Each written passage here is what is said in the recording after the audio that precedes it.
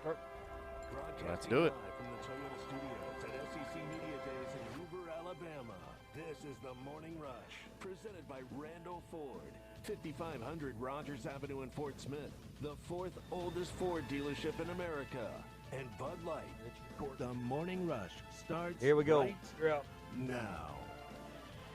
Welcome into the Morning Rush on this beautiful day here in the great state of Alabama as we are broadcasting live from SEC Media Days here in Hoover. Appreciate everybody listening in this morning. John Neighbors alongside Tommy Kraft and Ty Richardson. Thank you as always for making us a part of your morning this morning. As me and Tommy have talked about it, Tommy, this is what you referred to. What was it? The pistol? What The was starter's it? pistol. There you go. The of starter's college pistol. football. Yes, yes, and it is a perfect example of it because it all starts today. We get to hear from the commissioner, Greg Sankey. We get to hear from Barry Odom from Missouri, Dan Mullen from Florida, as well as Ed Orgeron from LSU, which I'm sure will be a fascinating listen, no doubt about it. It's all starting today here. Media Days, and we're broadcasting live from Radio Row, so really looking forward to spending some comments. And then Ed Orgeron, people just like him because of the way he talks, not necessarily the things that he says. So, but I think that not only are you going to have that from those three teams, but honestly, Tommy, I think I am more interested, and probably more so than anybody besides, of course, Chad Morris in Arkansas, of Greg Sankey, who's going to kick things off today because of not only the proposed changes that are going on in college football, but also some of the other things that might be going on here in the SEC in the coming years. You're talking about the alcohol sales, which I know is going to be a hot-button issue. You're talking about the transfer portal that seems like everyone wants to know everyone's opinion on it. I mean, there's a lot of storylines, maybe not necessarily for the coaches, but more so for the commissioner of Greg Sankey today that he's going to have to answer. Now, I'll be interested to see how he addresses, or maybe even if's a better word, the topic of sports wagering. I mean, it's become legal in Arkansas. You can now place a legal sports wager at Oaklawn Park. Mississippi's had it. It's only a matter of time till the majority of the states in the Southeastern Conference have some place to legally place a wager on the games that are competed in the SEC, that they compete for on the football fields on Saturday. There are certain concerns that go along with that.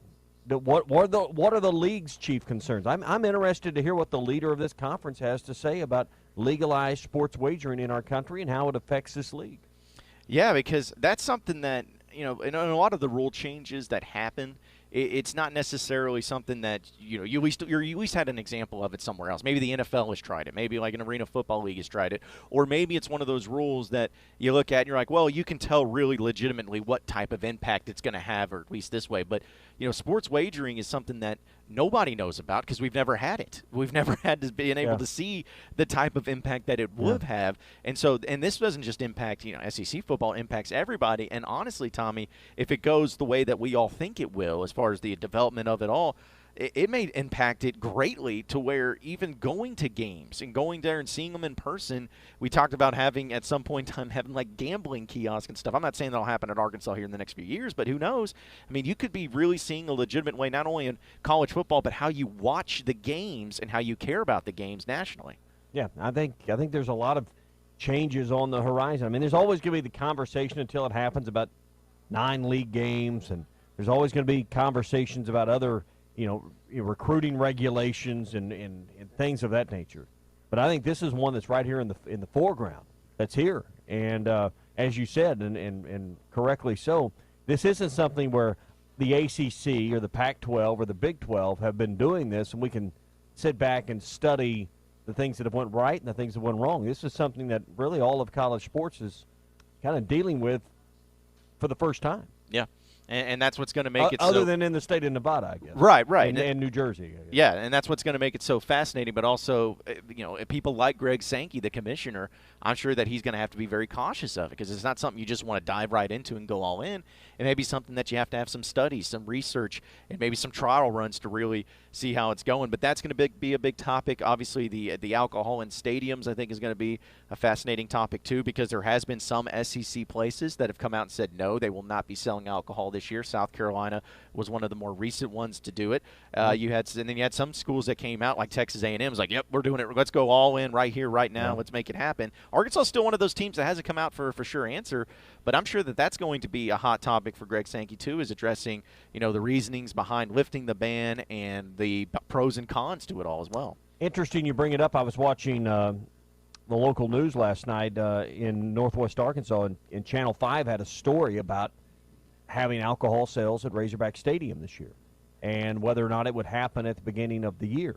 And we're talking with Paul Gatling, who is the editor of the Northwest Arkansas Business Times, or probably getting the name of the publication not exactly right, but his opinion after talking with people is Arkansas will likely sell beer and wine in the general admission areas or in the general grandstands this year, but it won't be at the beginning of the season, is the way I understood the report. Now, that's an opinion, not a report or a fact. Correct. But it's interesting that the university has not come out and said, here's what we're going to do. Here are our plans when we're inside 50 days now to college football beginning here in our state. So is that why you feel like they're really waiting on it for that reason? Well, I think they want to have their ducks in a row. I think Hunter Yurachek's a very measured individual, as you want in your AD. I think they want to have everything lined up. This is a process that's fraught with a lot of regulations and a lot of consequences if you don't follow all of those and dot a lot of your I's and cross all your T's. It's not just about carding people. There's so much more that goes along with it, making sure you've got the right aged vendors, because a lot of times we've talked about these concession stands at the University of Arkansas are manned by sometimes parents of, but oftentimes youth-aged individuals who are there as a fundraiser. So it's trying to figure out how and when, and we've never believed that they're going to sell it in every concession stand. There's going to be designated areas, and I think it'll start small and grow from there. And I think they want to measure demand and see what it's about. But I think really about listening to their report last night, about 10% don't care either way. And the rest is split that don't want it and do want it. And I think that's one concern for the university is there's still about 40-some-odd% of the population, according to some of the studies they've done, that are not in favor of beer and wine sales at the University of Arkansas in the football stadium and in their sports venues. That's still something the university has to consider. Yeah, and it's crazy, too. Maybe this isn't the best analogy because I don't really know a whole lot about it, but it seems like it's almost like it's at least great having the option where, instead of the federal government and the state government, the federal government says, all right, the states, you decide whether you want this or not. It's kind of the same thing where the SEC has said, you know what, you guys decide. You as an individual school, you decide. We are at least giving you the option. Here are the guidelines, though. If you choose the option, here are some things, you're not going to have beer vendors up and down the aisles hawking beer. There are some regulations. We're going to quit selling at the end of the third quarter. So they have given some guidelines and regulations as a league. If you choose to sell, here are the guidelines you will operate within at a minimum. Mm-hmm. And I think a lot of teams, too, Tommy, are just the ones that maybe have said no or the ones that are going to wait it out. They're wanting to see exactly all these other teams in the SEC that do go ahead and do it. All right, what did it look like there? What was the profit margin? What were the problems? They probably just want to wait and see until it's actually instilled before they jump right into it. Yeah. Another topic, here before we hit the break is, and I don't know how big a deal this is or if it's something that will even be addressed by the commissioner, though, but it's the NCAA jumping into the licensing game in Omahogs. Yes. I don't know how much y'all got. I wasn't here Friday. I don't know how much y'all got into this on Friday morning, but the NCAA trying to lay claim to certain trademarks and licensing of phrases like Omahogs. Mississippi State used Oma Dogs because it's part of their championship event. And essentially they're saying if you're playing in our championship event, we own the marks to this, and we're going to add an additional royalty to these sales. And essentially the NCAA, which is nothing more than a representative body of all of the schools, is trying to jump in and lay more claim to the trademarks of each individual school. Mm-hmm. So I'll be interested to see how the leagues push back or don't push back on this, because it certainly could end up getting into the pocketbooks of these universities that don't make millions, tens of millions of dollars on merchandise sales. But I find it interesting that the NCAA is trying to take maybe a little more piece of control here, and it'll be interesting to see if these schools want to fight back on that. Tommy, I am shocked that you are accusing the NCAA of trying to take a little more from for something like that. I Well, am just shocked. I mean, we want to blame the evil NCAA, but we got to remember who is the NCAA. Made up of. It's made up of member institutions. Yeah.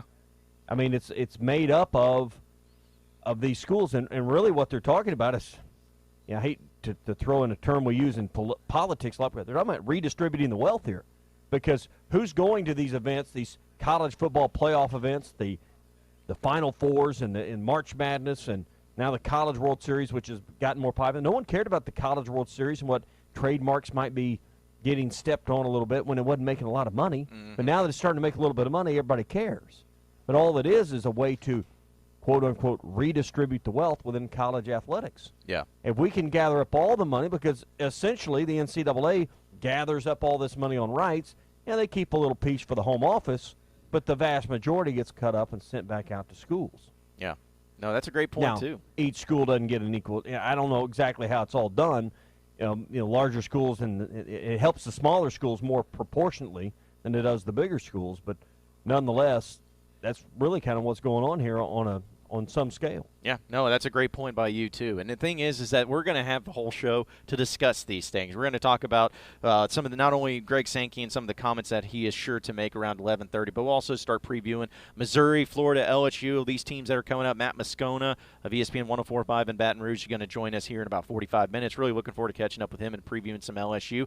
And, of course, we're going to get to all your phone calls and all your text messages, 877-377-6963. We're live from Radio Row here at SEC Media Days. Thanks to Randall Ford and Bud Light. We're going to continue discussions and get to your reactions right here on a Hot Take Monday presented by Crabtree RV. Yeah, drill it, grill it, and chill it right now at Crabtree RV in Alma. They're giving away a great bunch of stuff here to close out summertime. Charbroil grills, Yeti coolers, and Craftsman 2-drill sets. They're giving away a ton of packages that include all three. Drill it, grill it, and chill it. Get all the details at Crabtree RV in Alma. Exit 13 off of I-40 right next door to the Cracker Barrel. It's Crabtree RV, where your family's dreams come true. You're in the middle of Hot Take Monday, presented by All right, Tom, I'm going to unplug it, okay? What?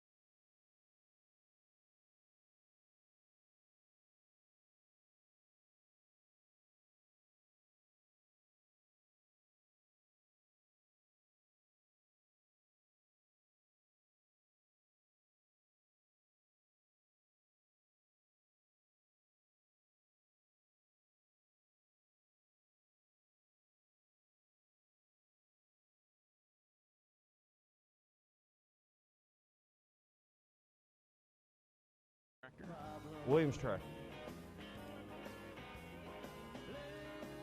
Now the longest Wimbledon final. Mm-hmm. I think it crossed the 5-hour mark, and gosh. this match went on for 5 hours. And I think the second or third longest Federer and Nadal in '08. And I remember watching that one too, and it went like 4 hours and 37 minutes. Yeah. Can you imagine? I mean, Oh, to put this in football terms, this is like the 7 overtimes or something. I mean, a 5-hour competition that these guys went through here. Jeez. I mean. And on top of that, we're talking about Federer's 37 years old, which isn't old, but in sports terms, that's not pretty spring old. chicken. Yeah, Yeah. it's pretty up there for being an elite athlete. Yeah. That was even more amazing is the level they performed at the ages they're at. Yeah, Unbelievable. Well, because even to add to that, Tommy, I think the final time was 4 hours 57 minutes. So yeah, essentially Okay. 5 hours. But just imagine imagine just having 3-point competition for 5 hours, just shooting threes for Yeah. 5 hours. I mean, There's no way. a football game goes on for 3.5 hours. Basketball, 2.5 hours. This was like 2 basketball games. Oh, And you don't have teammates. There's no subbing out. There's no resting this quarter. there's No none load of that. management. There's none of It was that. it was a true battle of wills yesterday at the Wimbledon men's final. Yeah, and it Or, just pardon me, gentlemen's final. there you go. Make sure you get the preferred nomenclature there. So we're going to talk more about SEC Media Days coming up next on the Morning Rush, broadcasting live from Hoover, Alabama. Stay with us. Your fence is more than a decoration. It's a reflection.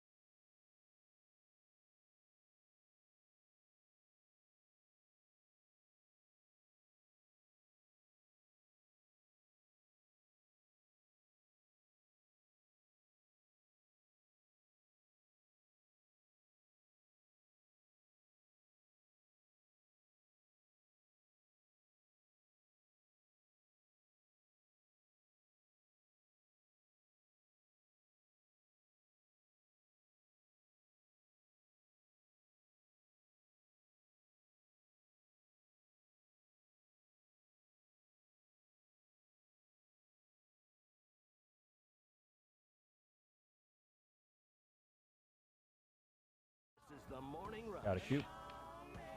Welcome back into the Morning Rush, broadcasting live from SEC Media Days here in Hoover, Alabama, right here on Radio Row. We are brought to you by Hardee's. Yeah, hey, right now you can still sign up for or be ready for our next remotes. The next one with SEC Media Days, we don't have another one until Friday. So your next chance to qualify, we'll be telling you about it throughout the week, is Friday. But stop in Hardee's throughout the week for the Hardee's Charbroiled Double Deals for just $2.49 each. Your choice of a double cheeseburger, the new bacon cheddar double, or backed by popular demand. I had one of these on Friday, the Hardee's Classic.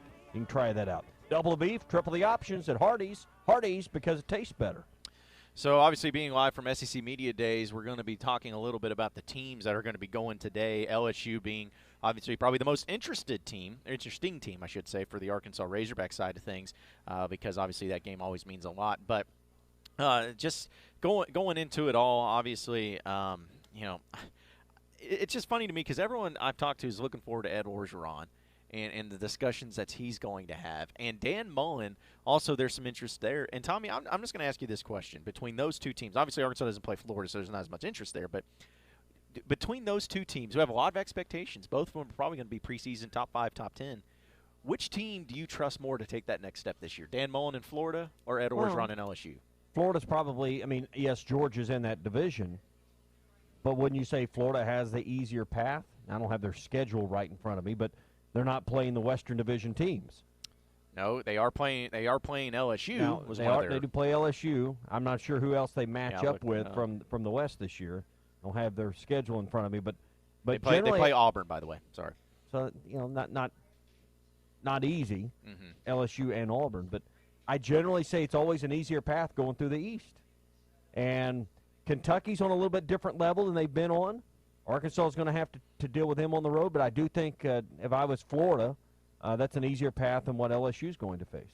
Yeah, I would think so too. And I guess, I don't know, like it's always going to be that LSU-Alabama game. You know, that's going to be the game that decides so much in this conference, seems like every single year. Because other than that, I know A&M, people think that they're going to take that next step, but I don't think they're there just quite yet.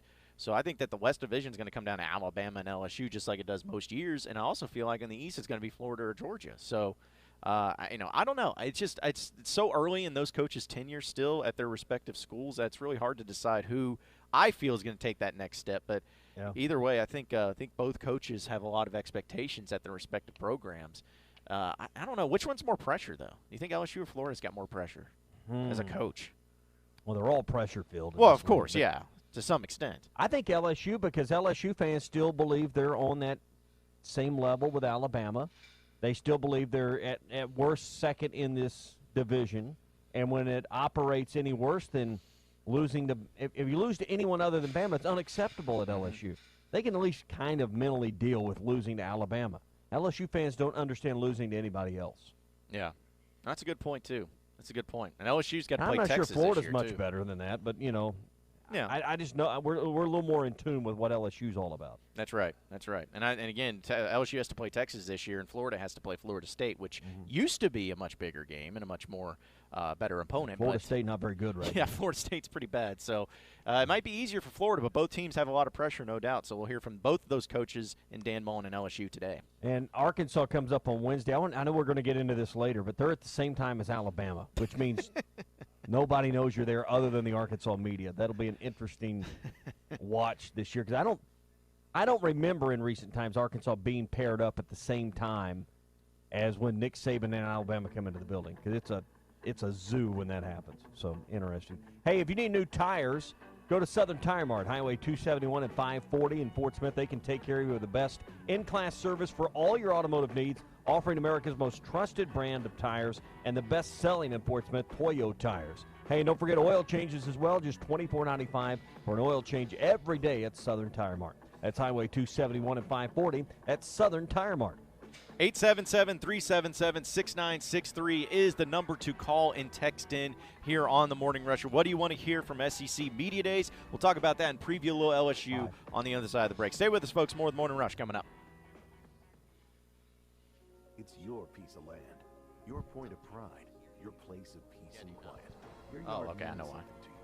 So mow. Try that. Does that work? business Okay, yeah. With a professional-grade Gravely zero-turn mower. Gravely means comfort. Nah, I forgot to have it Gravely turned up means over here. strength. Gravely means cutting precision. Oh, sorry, I was talking to Gravely Ty. mowers.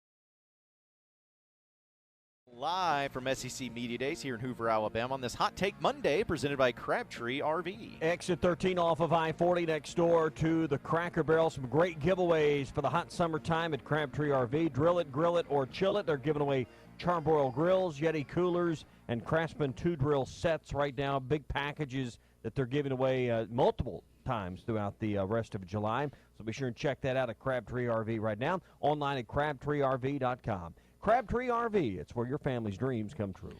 Now, Tommy, obviously we're going to be hearing from Matt Moscona of ESPN 104.5 in Baton Rouge here in about 25 minutes, talk a lot more about the LSU Tigers. But I kind of want to do, just from our perspective real quick, of LSU in this upcoming football season, because obviously it's a game that we know about the history of, is it a rival, is it not a rival, the Golden Boot, all of that fun stuff.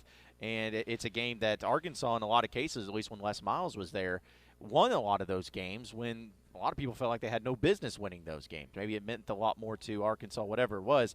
But there's a lot of history between these two opponents, and Arkansas even played them relatively close last season. It was a 24-17 final. LSU got the victory in Fayetteville. I believe it was 24-3 at some point. But either way, that was one of Arkansas's closer SEC games and SEC matchups. But as far as just what you feel like in this upcoming season for LSU, lots of expectations. They went 10-3 last year. They had a lot of success. They feel like this year, they're returning, actually, according to Phil Steele, the most experience of any other team in the SEC. So I feel like this is going to be a huge year for Ed Orgeron and LSU, to where I'm not saying that he's on the hot seat or anything, but if they have another 9-3 showing, I don't think that's going to make the masses of LSU fans very happy, given the talent level, the schedule, and all that. Yeah, I mean, at some point, it's also how are you going to do in comparison to A&M and Mississippi State at this point? Mississippi State, I'm not sure, is going to be able to sustain the success they had in the last few years of Dan Mullen. We're going to see what Joe Moorhead can do moving forward, but it's also what A&M's doing. I think that greatly affects the mindset of the LSU fan right now, because we've talked about how do you compare with with everybody else in the West. Everybody's willing to yield to the fact that Alabama's the best, but LSU expects to beat everybody else. So I think it's also about, like you said, 9-3 probably not going to cut it. So are you going to be able to deal with the A&Ms and the Mississippi States of the Western Division? Are you going to be able to finish second in the West? Are you going to be able to take care of Florida this year? Auburn. Those are huge games this year for LSU, which I don't think their fans have. I think that maybe they've lowered the expectations from college football playoff and national championships on an annual basis to they ought to be better than everybody but Bama in this division.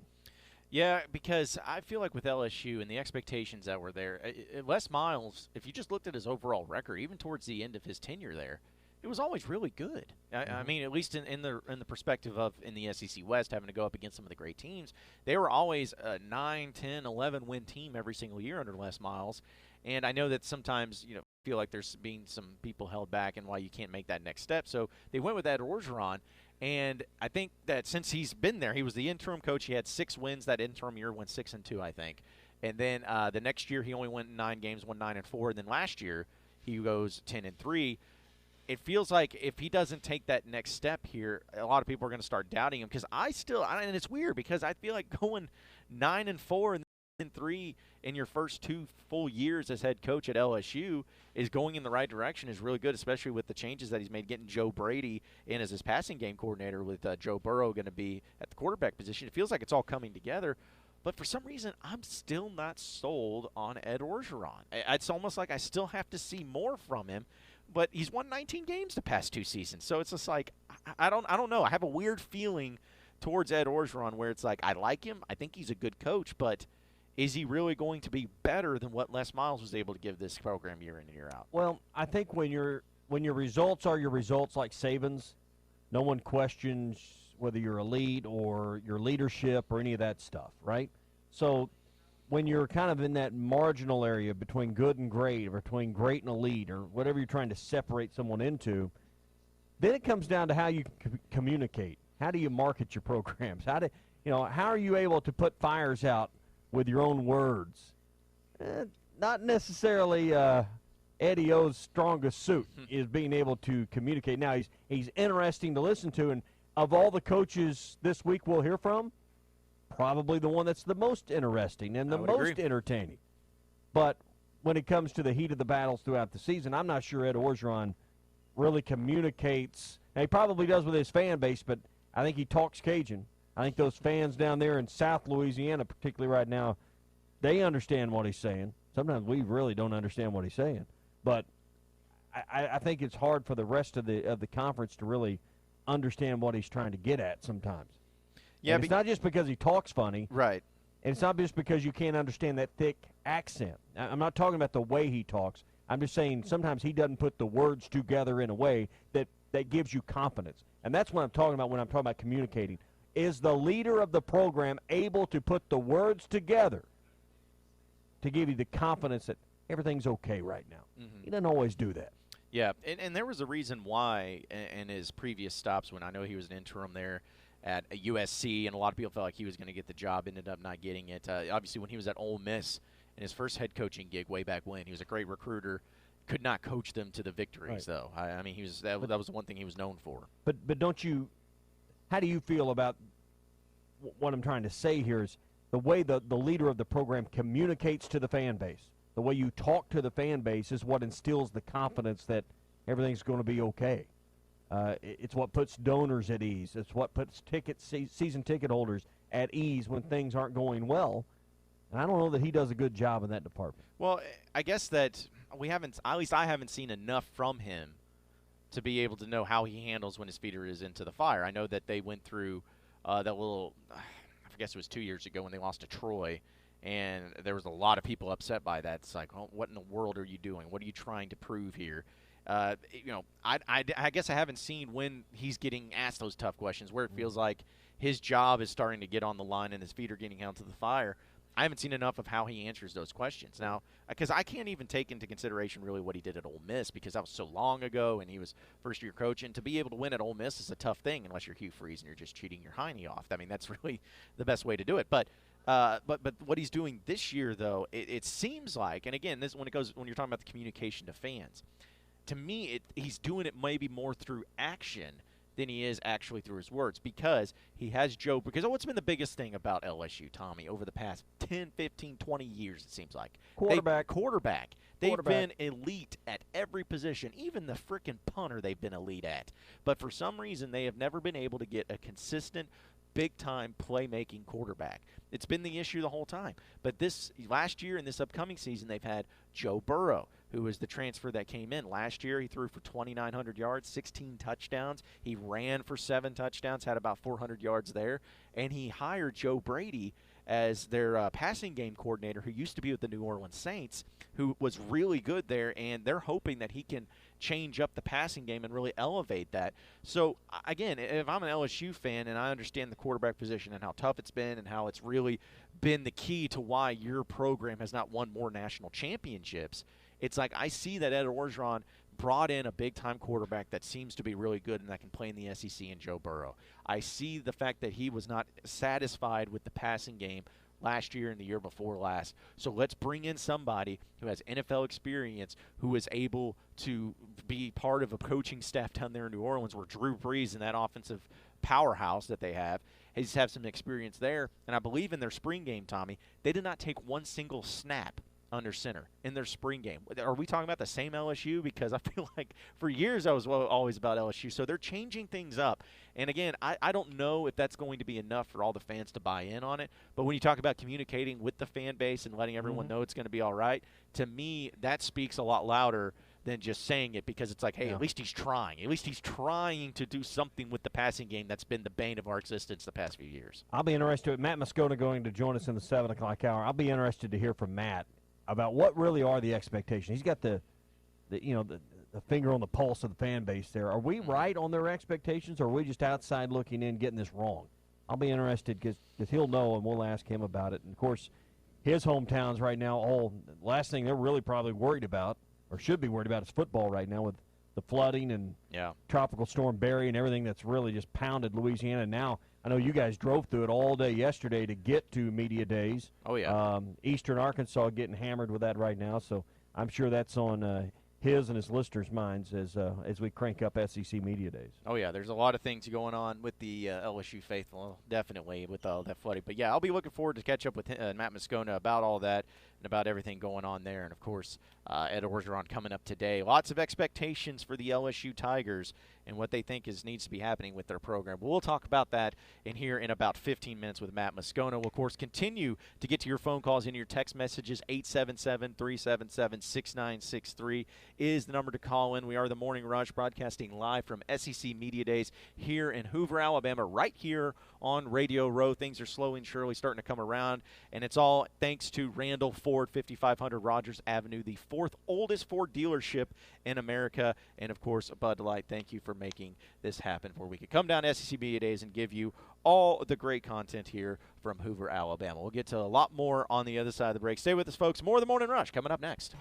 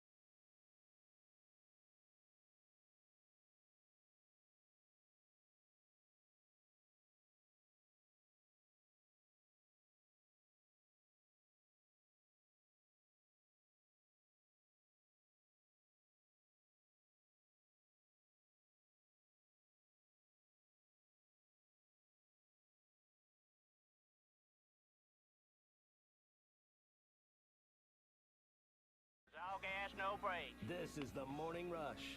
You ready, Coop?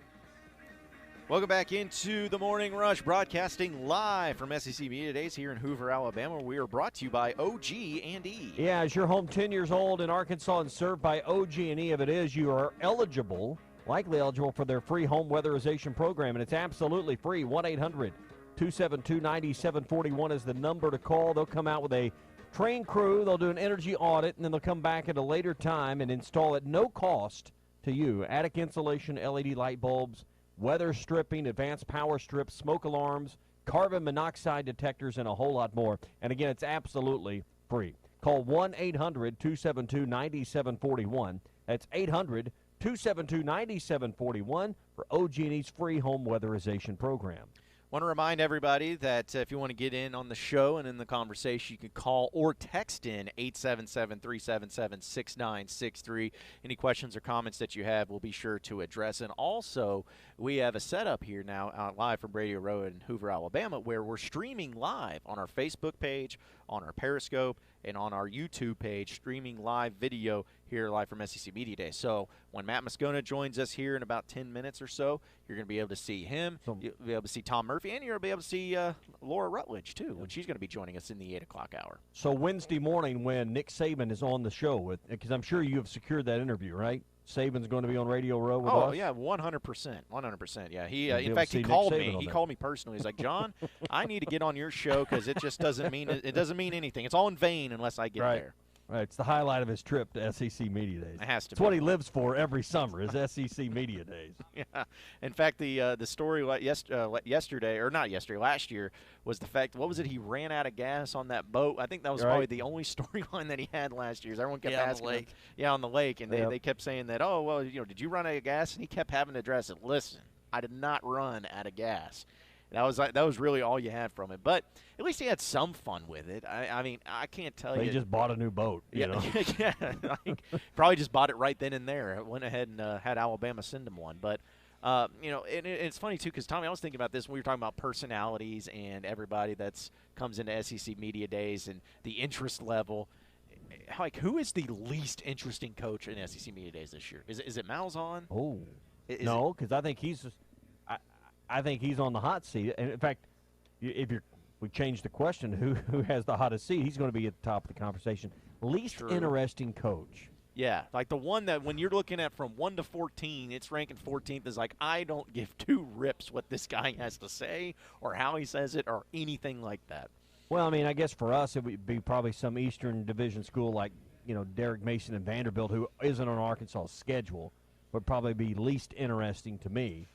But as far as personality, or Will Muschamp or someone, that really doesn't have an effect on Arkansas' schedule. Mm-hmm. Well, as far as personality, though, it may be like Barry Odom or trying to think of who it would be. And, obviously they're on Arkansas' schedule. Yeah. Of who's probably the most boring listen there at SEC Media. It comes down to that, and Malzahn may be in that conversation because he is pretty dry at times, and I think it's all by design. Yeah, I think that from personality-wise, he might be the worst. But like you said, there's an interesting angle because of his current situation that he's in at Auburn. Like that's at least gives some sort of interest and intrigue to a lot of people. I think that maybe somebody because even like Derek Mason, I know he's with Vanderbilt and there's not a lot of interest there, but he's at least got a personality a little bit. He'll have some fun with it and all that. Mark Stoops, maybe. I don't know. It's just. We're really just so far away from the greats of Steve Spurrier and Les Miles and even Brett Bielema. Like or love the guy, or hate the guy, but he was interesting. I mean, he definitely brought the sound bites when he was there too. So I don't know. I don't know who's really the coach that people are probably least looking forward to. But we all know though that who's going to be the coach that everyone's going to be huddling into the big main room there trying to listen to, and that is Nick Saban. I think he's the only coach with a police escort too. So, I remember there one year that the second floor right above the escalators, you get off, you hang a right, there's restrooms there. Yeah. And Saban's walking through from one room to the next, and he needs to go to the bathroom.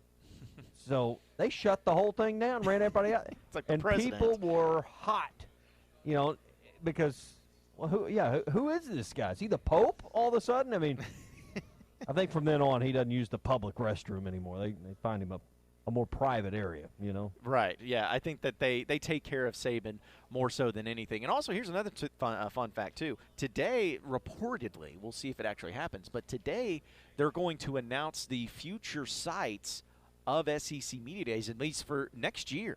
So that'll be interesting too, because Tommy, you may not be in Hoover next year. Well, wasn't in Hoover last year. Now, I went for 12 straight years, and every one of them were in Hoover, Alabama. And at Berry Hall, you're sitting in now. I'm in studio control. You're on Radio Row with Ty.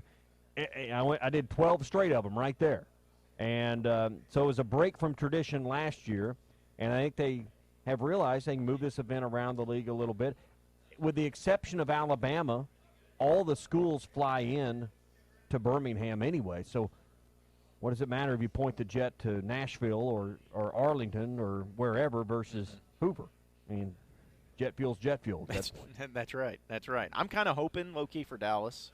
That's what some of the rumors have been flying around. I think you'll see – I think this will follow a lot of the major bowl cities, if you will, because I think a lot of the times – when you get outside of the league office or the shadow of the league office there in Hoover, a lot of times these bowls like to have events and host things for the conference. It made sense last year with the College Football Hall of Fame, the new stadium. I think you'll see some of that as you move around the league, as you'll be in places that host various bowl games for this conference too that they're affiliated with. Yeah, and plus Tommy, Jerry Jones can't have Atlanta and their Mercedes-Benz Stadium getting all the love. He wants to make sure there's some connection there for Jerry World and Dallas Cowboys Stadium. So I feel like if it is in Dallas, there's probably going to be some sort of relation or correlation there with Jerry. Would it be at Cowboys Stadium or would it be out at the Star, in Frisco? I'm not totally sure. No, it'll be interesting to see how that all plays out. Yeah, that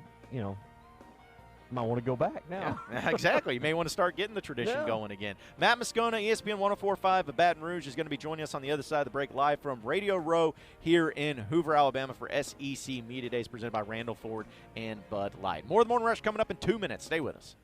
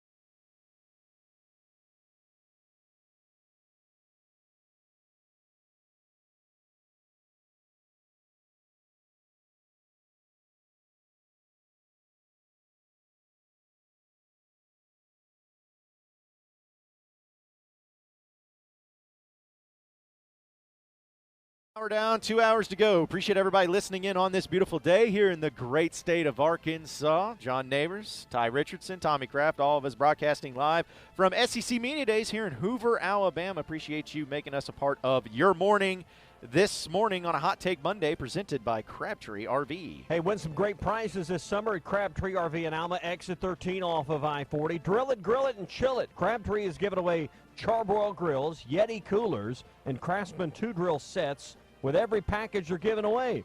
Get the details and sign up to win right now at Crabtree RV in Alma. Exit 13 off of I-40, Crabtree RV. It's where your family's dreams come true. So with the first day of SEC Media Days kicking off today, a few teams I know Arkansas fans are going to be interested in hearing about. Missouri's going to be going with Barry Odom, then Florida with Dan Mullen, and then LSU with Ed Orgeron to close out today. And to join us right now to talk a little bit more about LSU and the upcoming football season and today with Ed Orgeron, let's welcome in Matt Moscona of ESPN 104.5 in Baton Rouge. Matt, here we are once again, SEC Media Days, this time back in Hoover, Alabama, man. Right. I liked the concept of Atlanta. I liked being at the College Football Hall of Fame. I did not like everything so spread out. Yeah. This is. It feels more. It feels more like home, I guess. But rumor around here is maybe next year Nashville, Dallas, maybe down the line. So I like the fact that they might bring it out, but it's good to be back here too. Oh yeah, it's always like you said. It feels like home when you've been doing it for so long. Yeah. And obviously today with LSU going, this has been something that we discussed about half an hour ago here on the show about the expectations with LSU heading into this season. It seems like they have the most experience coming back in the SEC. They made some changes with the offense, obviously, with Brady coming in as the passing game coordinator, Joe Burrow, a senior quarterback. It seems like, of course, LSU, the expectations are always high, but this year, after going 10-3 last year, seems like the expectations may not be ever higher. Well, I don't know that I'd say they've never been higher, but it's certainly light years from where they were a year ago. I mean, as a refresher, last year when we were talking, Vegas had LSU's over-under pegged at 7.5. You know, the ESPN FPI gave LSU better than 50% chance of winning just 5 games last year. So there wasn't a lot of expectation on LSU a year ago. They lost their starting quarterback, their top 2 running backs, their top 2 receivers, basically everybody on defense. And then you looked at the schedule where they had Miami, they had to go to Alabama, they had they had to go to A&M, to Florida, to Auburn, and you went, how do they get through this, right? Yeah. And they surprised everybody, and they go 9-3 and had a couple of really nice wins mixed in there, and so people are excited. The difference, though, John, is in Orgeron's first year they were also 9-3. The difference is they lost the bowl game in year one. Mm-hmm. So expectations are a funny thing. So when you go 9-3 and there's no expectations, people are really excited. Now I think most people agree that LSU is going to be a preseason top 10, if not 10, right there, right. 10, 11, 12, right in there. Now it's okay, man. Let's go. Can you go compete with Alabama? The schedule's favorable. Georgia rotates off. Vanderbilt rotates on. I mean, you get Auburn and Florida and A&M all at home. Like, if you're going to make your move, this is the year to do it. Well, and speaking on the offense, I know we've had these discussions, seems like for years now, about with LSU, the key is always the quarterback, which you can say about every team, but especially LSU because there's been so many years where you just felt like, man, if they got great quarterback play, that's what would have sent them over the edge. Now you have a senior quarterback in Joe Burrow. You've made Ed Orgeron has made some changes there to make the passing game coordinator and bringing in Brady. Just what kind of impact do you expect out of Joe Burrow this year and the changes in the passing game as far as the coaching philosophy goes? What's kind of the expectation? What are you looking at there? Yeah, I think if you look at Joe Burrow a season ago, if you look at statistically what he did in the first 2 months of the season and then in the last month of the season, if you haven't actually just looked at his game-by-game stats, you'll go, oh. Like, it's incredible how much he sort of hit that curve in November. And maybe that's comfort, maybe that's trust. At this time last year, Joe Burrow had just gotten to campus. I mean, he just showed up at LSU in June of a year ago. So he, by his own admission, that first month, he was still figuring things out. I think his comfort level and their comfort level with him is a big thing. I think the coaches trust Joe Burrow. And when they go through some of these these player-led practices or even through spring, one of the things the coaches will tell you that kind of pops is they trust he's making the right read every time. And that just comes with experience at this level. So I think they'll put more on his shoulders. Another thing, John, I think we're going to see more of, man, is him running the football. A little-known story. I mean, A year ago, remember LSU had like 3 quarterbacks transfer. So Right. you had Joe Burrow coming in, and you had Miles Brennan. That was it. And they didn't sign a quarterback last year either. So, man, they were so thin. And then Brennan had an injury that nobody knew about. So really, their number 2 quarterback for part of the season last year was a walk-on named Andre Sale. So they didn't want to run Joe Burrow because they didn't want to risk injuring him and have to play a walk-on quarterback. So with Brennan healthy and Burrow healthy, I think they're going to run Joe Burrow a lot this year, and I think he's got some deceptive ability. We saw that a little bit in the Texas A&M game, that 7 overtime game last year. But I think you're going to see Joe Burrow use his feet more this year than most people might think. Speaking with Matt Moscona, host of After Further Review from ESPN 104.5 in Baton Rouge right now on the Morning Rush. So, Matt, just looking at the schedule for LSU, you brought it up a little bit. Obviously, that non-conference game against Texas is a big one to really get things kicked off, and then playing in the SEC West. Just in general of the West, we know Alabama. We all know about them. A&M looks like they're trying to take that next step. Auburn, who really knows what that situation is going to look like? As far as where LSU and their place in the West, kind of how do you see the division playing out as far as some of the teams there that are looking to be good, but also ones that may take step backs? Well, we're all going to vote on that this week, right? That's we're right. We're all going to be dreadfully wrong because we always are. Always. Except it seems like if you go chalk and just put Alabama at the top, you're going to be fine in the West. The interesting thing is I think A&M this year might be better than they were a year ago, but when you look at their schedule, John, they got to play Clemson, they got to play Georgia, they got to play Bama, they got to play LSU. 3 of those 4 on the road. That's heinous. I mean, and then you mix in Auburn as well. I mean, that may be one of those teams that is better, but their record doesn't indicate it this year because of that schedule.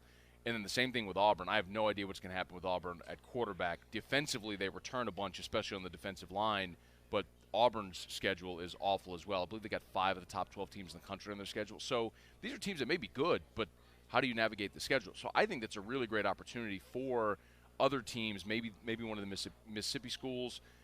It's laughable almost to think like Matt Luke with a freshman quarterback, who, by the way, kudos to Matt Luke for bringing a freshman quarterback here. Yeah. Maybe Joe Moorhead in year 2 with his quarterback, the kid transferring in from Penn State. Maybe it's their time to make a move. Is Arkansas? Is it year 2 with Chad Morris? Got his guy transferring in from SMU. It's like, can one of those teams do it? I guess, John, the point is for LSU, this is the most stable you've been and the least stability around the rest of the division outside of Alabama. Like, if this isn't the year you make your move with Ed Ogeron, you kind of go, when does that cycle pop back in your favor? Yeah. Well, I want to ask you actually about Arkansas because I always get curious about the perspective that we have from just people outside the state of Arkansas. Obviously, going 2-10 last year is not ideal for any program, especially one like Arkansas that's never experienced a season like that before. And there's still some people that are hopeful about Chad Morris, but there's still some people that aren't exactly feeling it, especially after a 2-10 year. But you mentioned he brought in some quarterbacks. He got Nick Starkel, too, the Texas A&M transfer. Just from your perspective, what do you make of Arkansas this upcoming season, the changes that they made? I mean, what kind of situation do you feel like they're in right now? So I know when we talked last year as well, I know we've talked about my feeling is Chad Morris is the exact right kind of hire for Arkansas.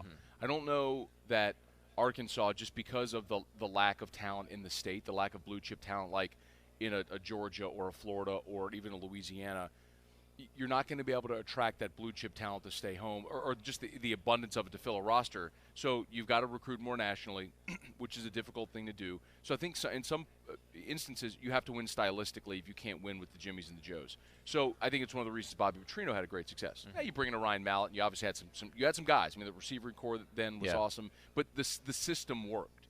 And so I think Chad Morris running that kind of offense can work in the SEC and have success. But I think you got to get your guys. And look, going 0-8 in the SEC, I know Bielema did it as well. But going 0-8 in the SEC for me is hard to fathom at any level. Like any coach that goes 0-8 in the SEC, it's like, brother, you got to find a way to win one. I mean, that got Gene Chizik fired after winning a national championship at Auburn. But I also look at one hand that, the other hand saying he's replacing Bielema, who was trying to be Alabama light, ground and pound, power offense. And to have such a drastic stylistic change, you got to give that guy time and it's hard to be patient. I get it, but you got to give that guy time if you're going to commit to him to do what he does. So let's see how it goes. It can't be any worse than 0-8 in the SEC. Right. So let's see what improvement happens and if you can build on that. I mean, I still think Chad Morris is the right kind of hire for Arkansas. I'll continue to say that. It may not work. He may bomb, but I think in making that hire, they made the right kind of hire that you need to make there in Fayetteville. Well, I know that you're a guy that has this experience with a guy like John Chavis, where he was at LSU for so long, and I know we've had discussions about it, but in the recruiting cycle, and recruiting in the SEC is everything, especially, and it seemed like, at least in the recruiting cycle, John Chavis and his defensive staff did a really good job of bringing in a lot of four-star players, defensive linemen, some linebackers, and some defensive backs, something that Arkansas has seemed like they hadn't really had in quite some time. I mean, we've talked about it, though, but do you think John Chavis, though, can still spark something? Do you still think that he can do something to where he can make Arkansas not into a great defense, but just a serviceable defense? Nope.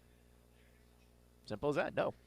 I mean, look, I can elaborate, man, but John, one of the great things that benefited him at LSU, two things. He had awesome talent at LSU, and he also was complemented by an offense that played ball control. Mm-hmm. And that played perfectly into what he wanted to do. You saw it at A&M when he went with Sumlin, and now instead of defending 60, 65 plays a game, you got to defend 85 plays a game. You saw a coordinator that, in my opinion, looked lost and looked like the game had passed him by. I know we talked about it last year. It was, for me, one of the most perplexing hires in bringing John Chavis to Arkansas. Clearly, the results last year weren't good. I don't think they're any better this year. Okay. If Arkansas – I'm not saying Arkansas is going to go 0-8. I think they will be – 2-10, 0-8 is just – I mean, rough. I can't – like, I really can't even imagine. I mean, LSU had a 2-win season back in 93 under Curly Hallman, but that was 93. I mean, you're talking quarter century ago. So, for you guys and everything you went through with that last year, I can't even imagine the patience you have to show with it. But, no, I don't think John Chavis is long for Arkansas. I don't think he can have success defensively there. Maybe he'll prove me wrong, and I was a big supporter of his at LSU, but it's more about being stylistic and complementary to what they're doing on the offensive side of the ball. And, I mean, after you saw what happened at A&M, it's hard for me to even fathom why Arkansas made that hire. But, no, I don't think that's good. I don't think that's ever going to work. Well, again, when you go 2-10, you see the results. It's hard to argue against that fact. And I know there's a lot of Razorback fans kind of waiting and seeing on him too, just like they are Chad Morris, to see if they can take that next step. But it should be really interesting to see how it all plays out. Matt Moscona, host of After Further Review on ESPN 104.5 in Baton Rouge. Always appreciate you coming on with us, man. I know we have a lot of fun with it. I know it's SEC Media Days is a lot of fun. So do your radio rounds, man, and also get registered. I think you just opened up over there. So yeah, I got to go get my old lanyard there so I can walk up and down without the people at the end of the row giving me grief about it. So, yeah, I'll go do that. But great to visit, John. Appreciate you, man. Hey, always appreciate it, Matt. There you go. Matt Moscona of ESPN 104.5 in Baton Rouge. We're going to continue to discuss everything going on with SEC Media Days here live from Radio Row in Hoover, Alabama. Of course, continue to take your phone calls and text messages. 877-377-6963 is the number to call in. Morning Rush broadcasting live from SEC Media Days, presented by Randall Ford, 5500 Rogers Avenue, the fourth oldest Ford dealership in America, and also Bud Light. More of the Morning Rush coming up next. Stay with us.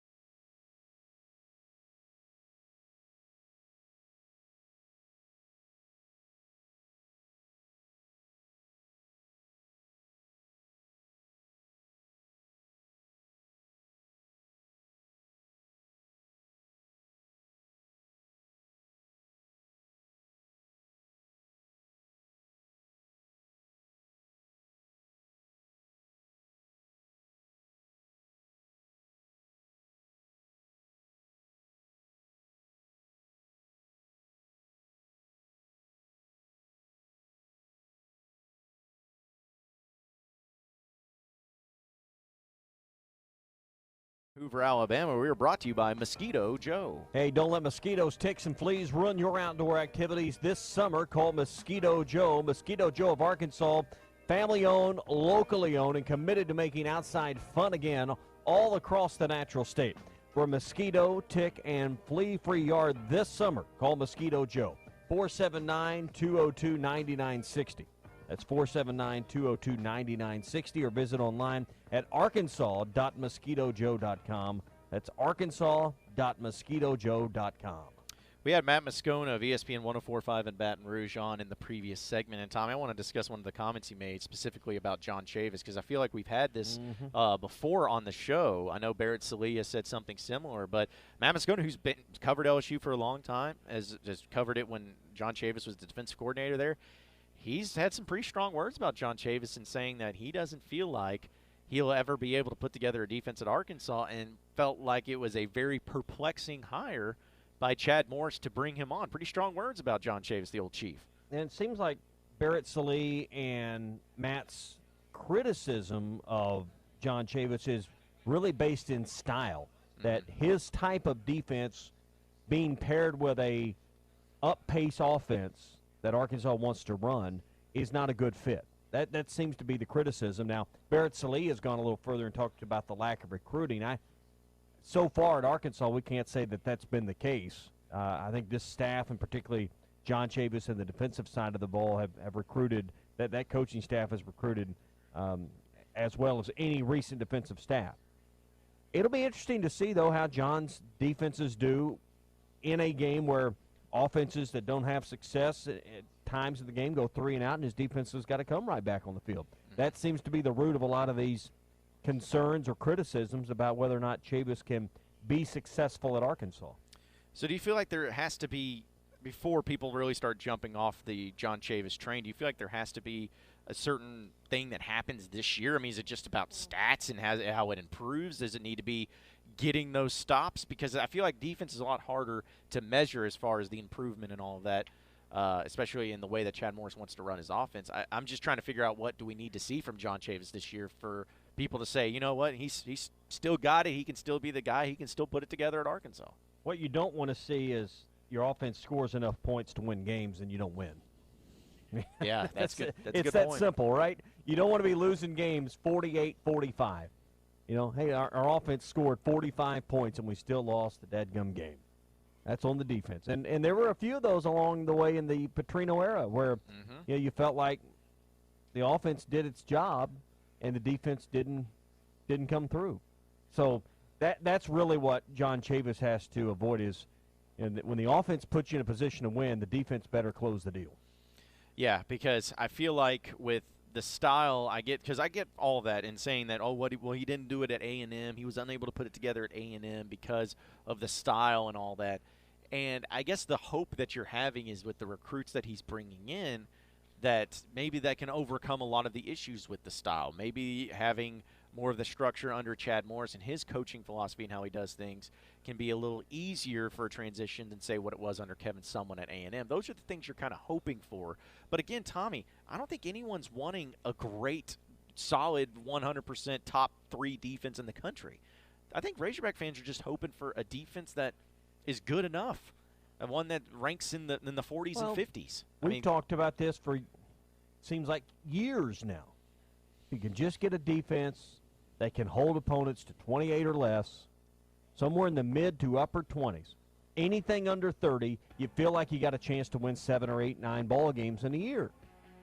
Because you feel like stylistically, Arkansas should get to a point where you can score 5 touchdowns in a game, or score 4.5 times in a game. So can you get a defense that can hold opponents to 25, 27, 28 points? No one's asking anybody to hold him to 12 around here. No. Just do enough. Don't give up 30-plus points per game when it ends up costing you a game, especially when the offense is doing well. Those are the things Razorback fans are asking, and honestly, I don't think it's too much to ask. 877-377-6963 is the number to call or text in. More of the Morning Rush coming up. World-class trout fishing is the star of the show at Gaston's White.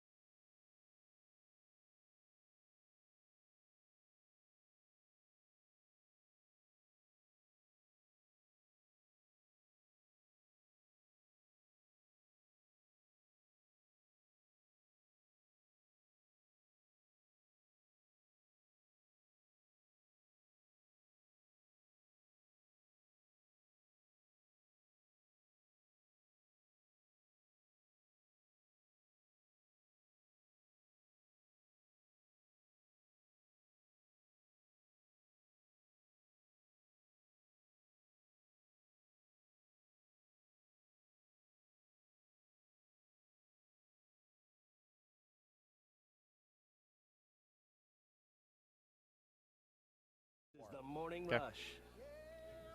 There we go.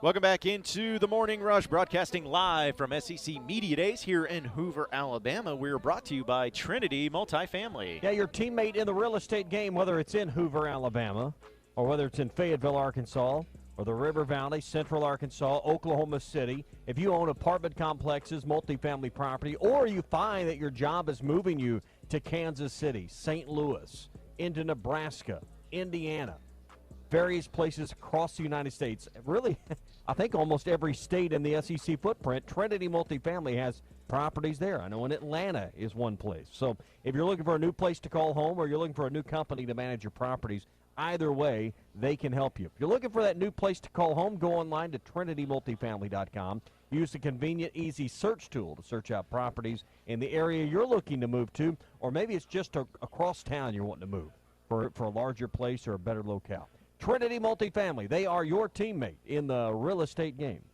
Now, Tommy, I don't know if you're able to see it, but I know that we're streaming live our video feed from Facebook Live and Periscope and YouTube here live from SEC Media at Radio Row. But I will say this, and I'm not biased or anything, but I think we have the best radio table here in Radio Row. What makes ours better? Because not only do we have live streaming, which I'm looking around and I don't see anybody else doing, but we also have. Weren't we told that was not legal? It's We more weren't of a supposed to be doing it? guideline than a rule. I mean, well, it's better, easier to. And we don't mind stretching the rules. Yeah, that's right. That's right. Better ask for forgiveness Than than ask permission. for That's permission. right. That's right. So, but we will gladly move it if we are told to. But we also have in the background NCAA football 2K14. I see that behind you. On our Xbox 360 over here. So, I mean, we're highfalutin here on the Morning Rush and on hitthatline.com. Where did that come from? That came from my bedroom. I brought the TV because I came up with the idea with Ty. I was like, hey, how cool would it be if we had this set up and people could come over here and not only play it, but also, like right now, we have Florida and LSU playing each other on behind us. And it was like, Well, hey, that's your makes deal. sense. I heard you mention last week, and my wife heard this. We were listening to some of the show while we were traveling on Friday, and you mentioned you got something big coming up for Media Day. She said, "Are you a little bit nervous?" She immediately looks over to me. I'm driving. She goes, "Does that make you nervous?" I said, "Maybe." A little, yeah, a little bit. Which is, hey, that's what you should She said, be. because she said, "What is it?" I said, "I have no idea."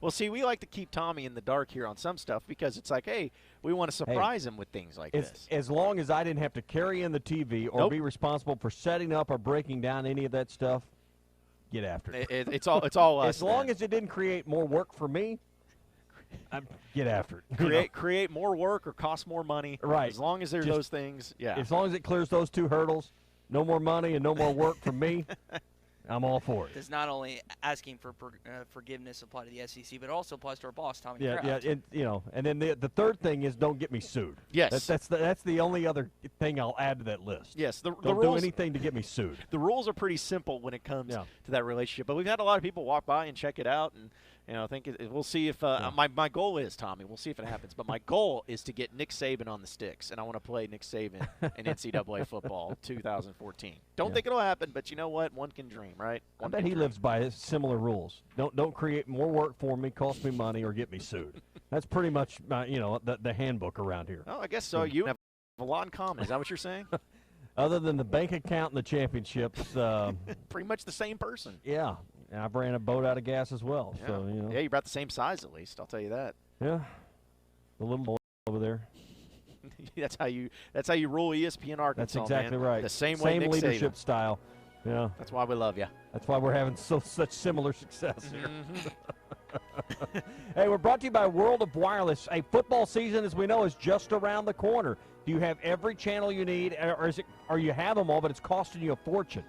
It's time to call WOW now, 877-305-DISH. If you're on another satellite provider, UVerse, maybe you've lost your local channels, still not getting some of those local channels, you can make the move right now and double the cashback offer.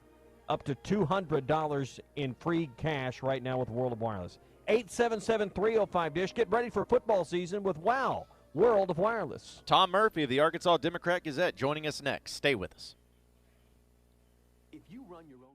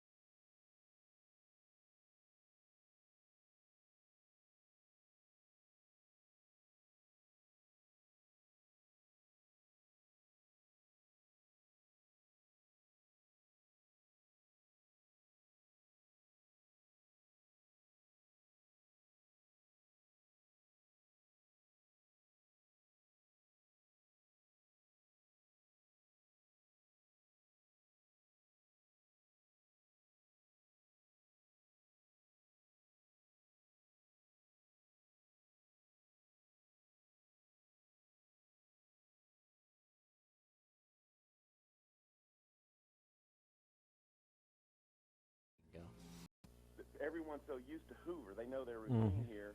But it looks like we're fixing to start going to some places in Texas. Nashville is a possibility. Charlotte, Tampa, St. Louis, a lot of different places. And perhaps he will announce it here today or some point during the meeting. Yeah.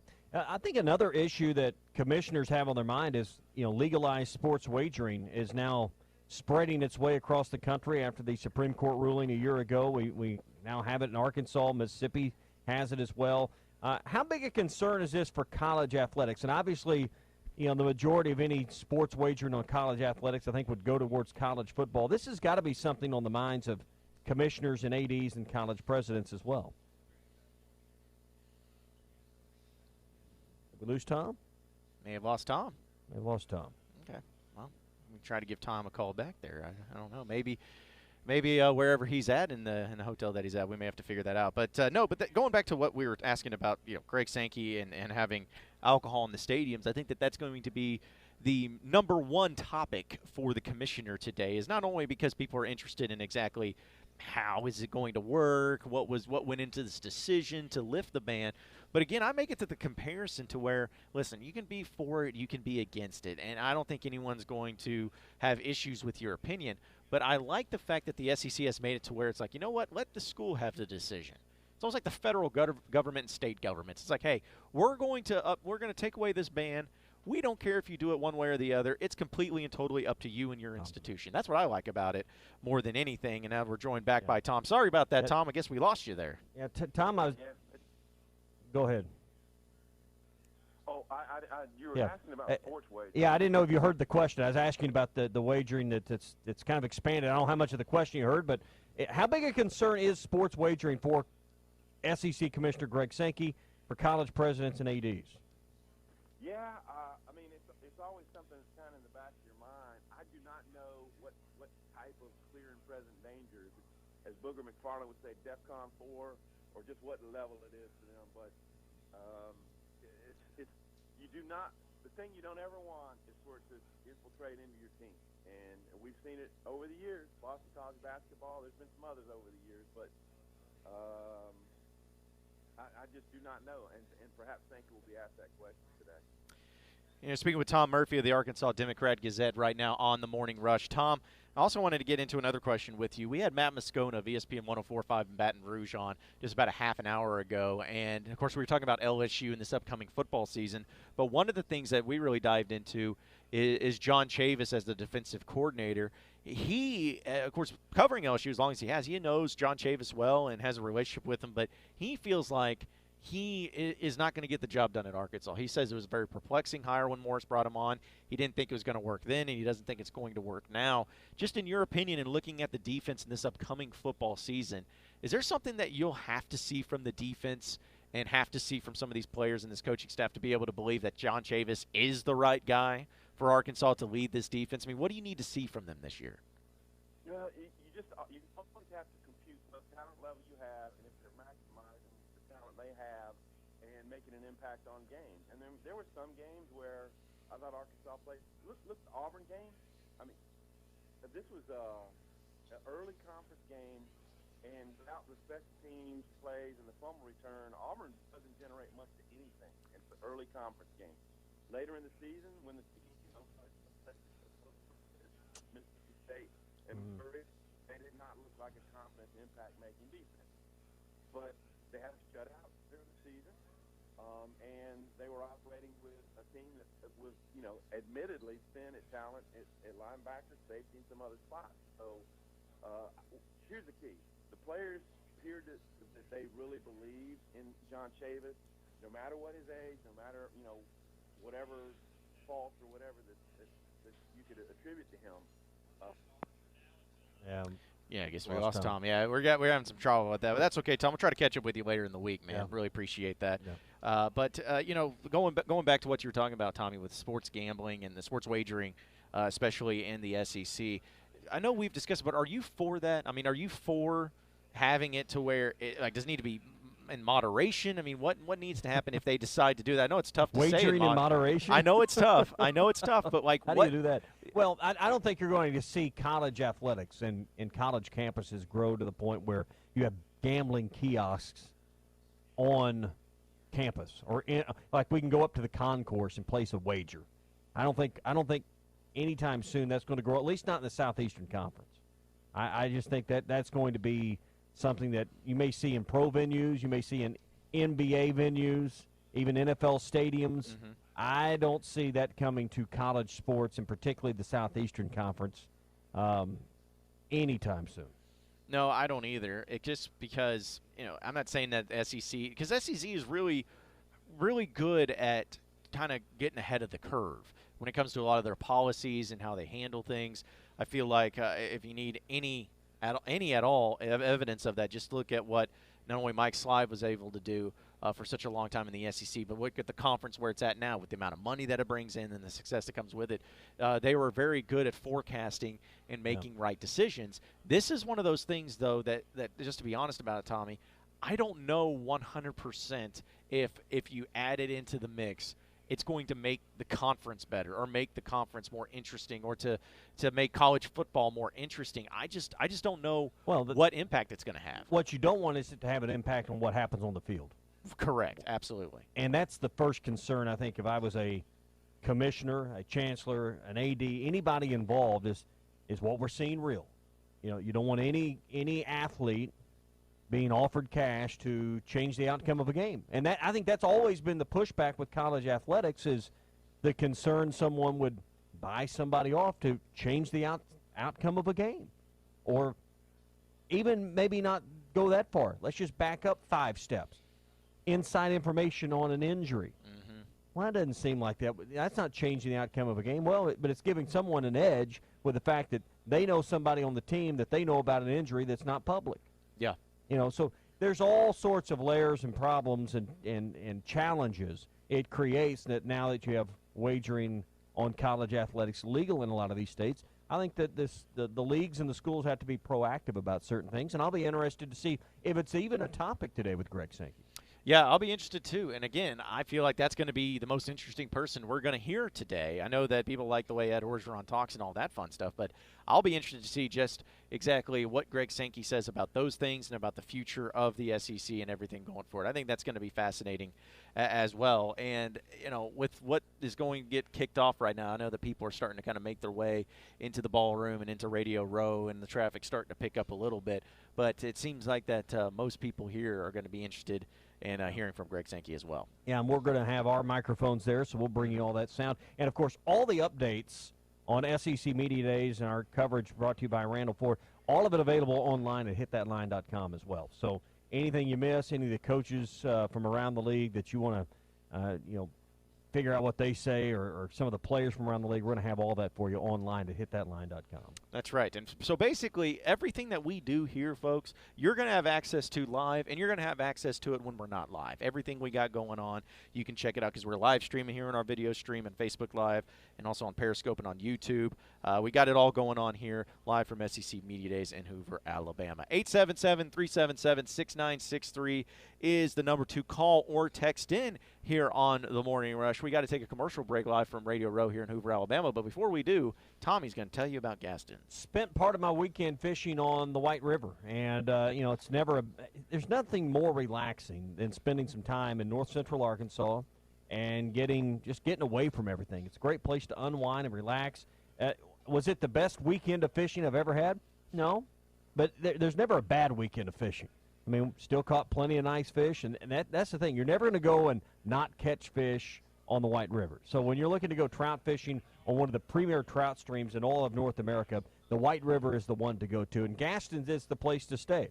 What an epic weekend of fishing for me. I didn't catch the biggest trophy or rainbow or the biggest trophy brown ever, but you know what? Caught a lot of fish and was active. It was catching more than it was fishing, and we had a great time. Every day's a little bit different on the White River. We saw bald eagles. We saw all kinds of wildlife. There was a groundhog that was swimming across. You just never know what you're going to see when you're at Gaston's and the White River Resort. If you love nature and you love just kind of getting away from everything and relaxing and unwinding with something different, Gaston's is the place. I promise you, you'll love your time on the White River. Be sure and book a guide. They know how to run those boats, particularly right now when they're running water out of the generators and from the bottom-fed dams there at Bull Shoals. Be safe out there. Unless you have the experience on the river, a guided fishing trip is the only way to go. A, to enjoy the fishing more, but B, just for your own safety. Be sure and ask about that when you call Gaston's White River Resort. 870-431-5202. That's 870-431-5202 for Gaston's White River Resort. Gaston's, it's a first-class time every time. You're in the middle of Hot Take Monday, presented by Crabtree RV. At Mosquito Joe, we often hear customers say, aren't we just fighting a losing battle? We live in the woods, we live by a pond, or we live on the river. Mosquito Joe won't be able to help me. Well, with Mosquito Joe outside, it truly is fun again. Mosquito Joe's seen properties of all shapes and sizes, and we love a challenge. We have a satisfaction guarantee, and there's no contract. Eddie Mention in that you heard us on Clarksville. ESPN and get your first service for $39. Call us 479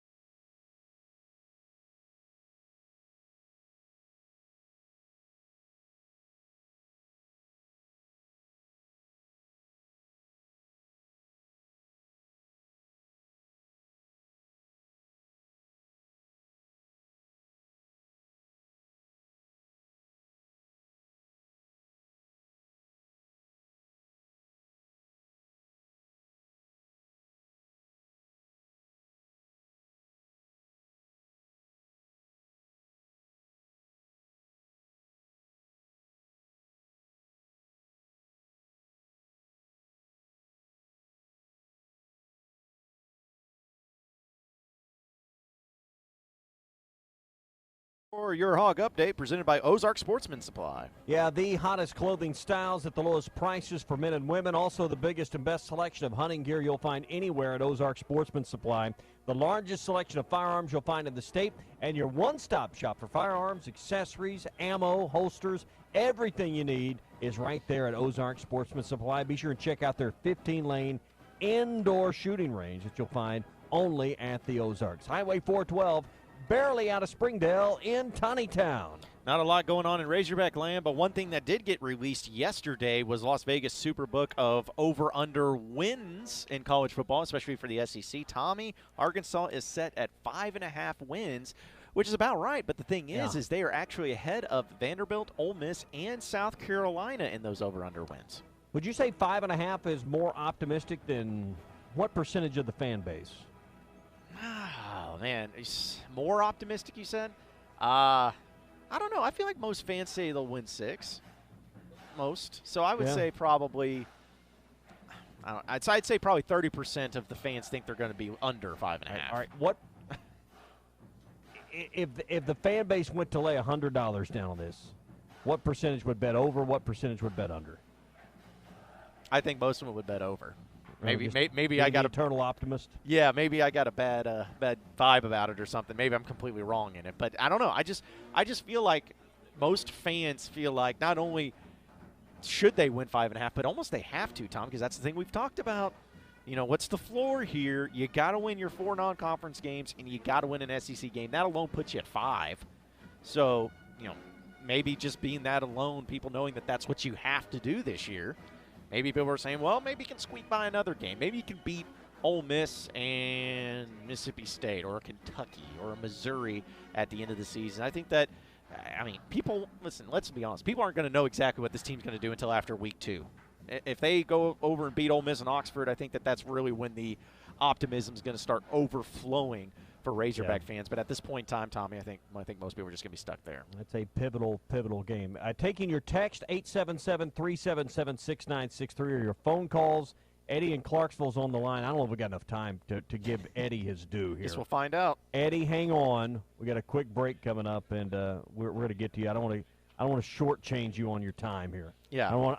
We got like 90 seconds. I don't want to leave you 90 seconds. Yeah. There's probably some listening wishing we give him about 9, but listen, we're going to give him his full due. That's right. We haven't heard from Eddie in a while, so it's not like we've been having him on every single week. We just haven't heard from him in a while.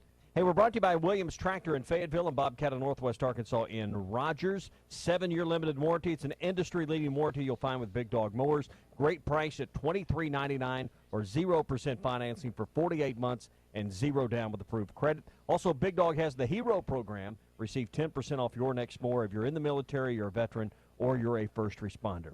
See him at Williams Tractor in Fayetteville and Bobcat of Northwest Arkansas in Rogers. We actually had a Whoopik Sui just tweet in, and he says that he's got $1,000 saying the Hogs go under 5.5 wins. He's already wanted to put money on it. $1,000 that they go under 5.5. I don't know. Maybe I'm crazy.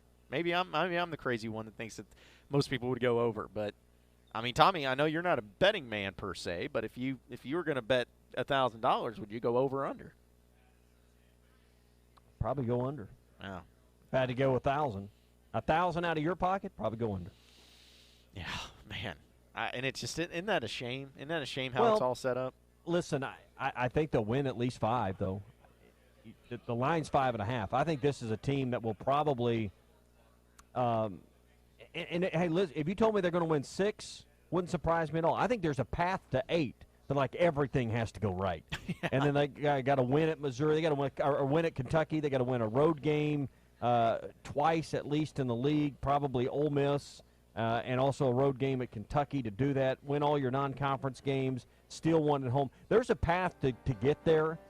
I just don't think it's a likely path. Yeah. We may need to start making bets, Tommy, for you. We get expensive bet, right? It's work. It's work related. Yeah. It's just expensive. Yeah. Expensive. But only if you get it wrong. And what happens if you win? Well, then you keep it. You keep your wins. Yeah, that sounds like a great deal for the company. I'm like sure. if you win, you win. If you lose, I lose. Still win. It doesn't seem like there's a very win-win attitude there. But and it's funny too because again, we're not betting people or anything like that. But Tommy, if Arkansas won 8 games, I may shave my head. It may be one of those things. That's All right, you're on. Okay. Mark the tape. All right, there, I'll do it. 7:57 on July the 15th. I will shave my head if Arkansas wins 8 games this year. Put that down there. I'm probably going to regret that. But you know what? If I regret it, everybody wins in that case except for me with a shaved head. More of the Morning Rush coming up next. Stay with us, folks.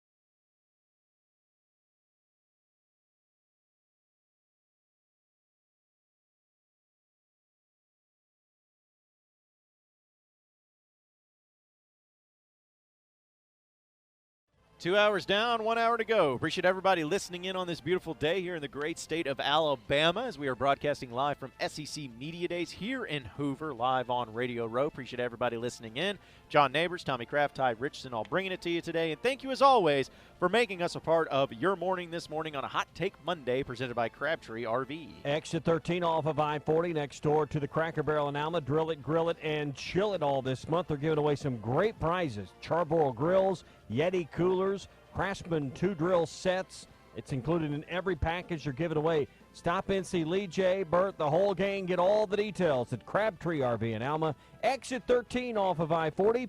Crabtree RV, it's where your family's dreams come true. He's been patiently holding, so let's go ahead and welcome him in. Eddie is in Clarksville calling in. What's going on, Eddie? Good morning, gentlemen, and good morning to the Faith Bank listeners this morning on this show. As they say, the countdown is on. We have 47 days to kick off against Portland State. And a lot of the fan base and the negativity with the program is say, well, it's Portland State. What's the win in this program? And what does a young football team need is a win. A program has been in a run for several years, and we're going to come out of a run this year. And I come this morning, put this cleaner in your coffee this morning, because Coach Moore is a good shepherd over a program. I've said this once before.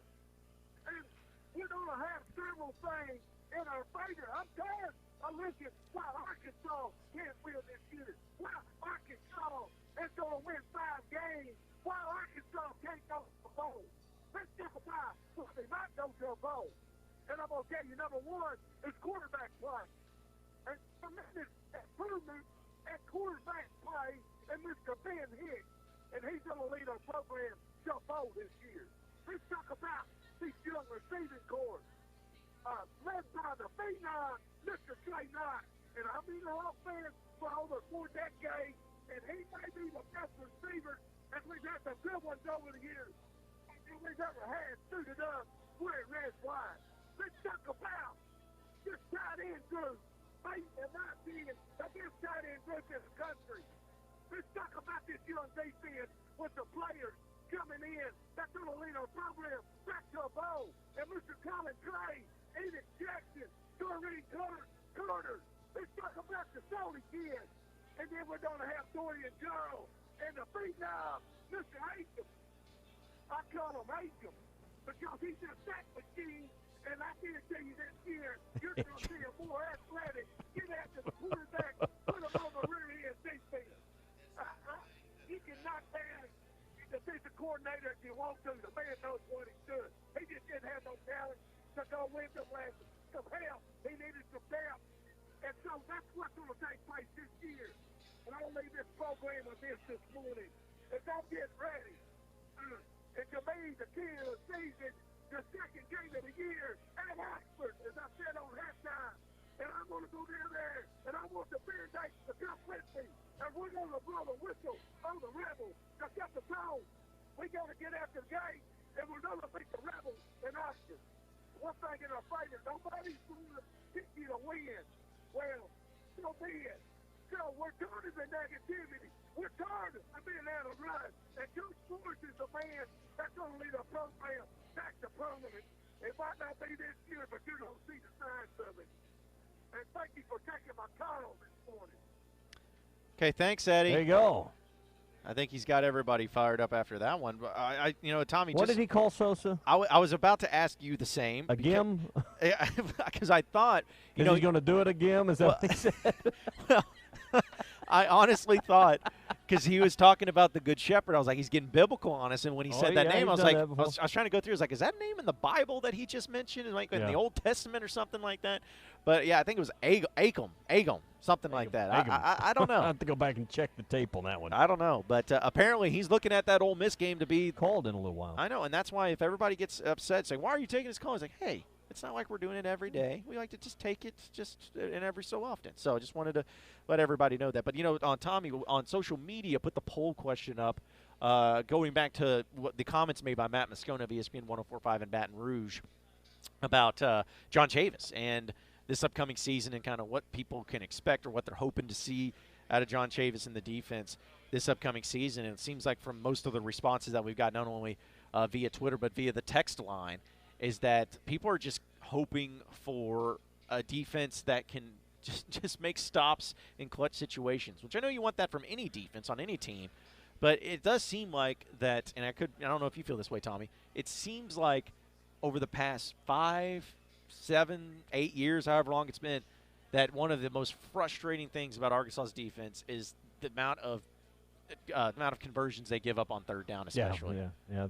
Can you get off the field when it counts? Yeah. So when the other team has it 3rd and 4, 3rd and 3 at your 45, a situation where you're going to get decent field position, perhaps, or at least midfield, somewhere in that range. Yeah. Can you get the stop when it counts? Can you force the field goal when it's 3rd and 2 at your own 22? And that's where Arkansas has not been able to come up clutch, is the clutch third down stop. Mm-hmm. More often than not, you're right, they fold up, and that's about toughness. It goes back to the core of this team that's given up more fourth quarter collapses than anyone. Yep. And that's right now in their DNA. They got to extract that, and I think it begins with defense. Mm-hmm. These fourth quarter collapses come because defensively you're allowing the other team to get to you after you've had the lead. So you've got to find a way to get these key fourth quarter third down stops.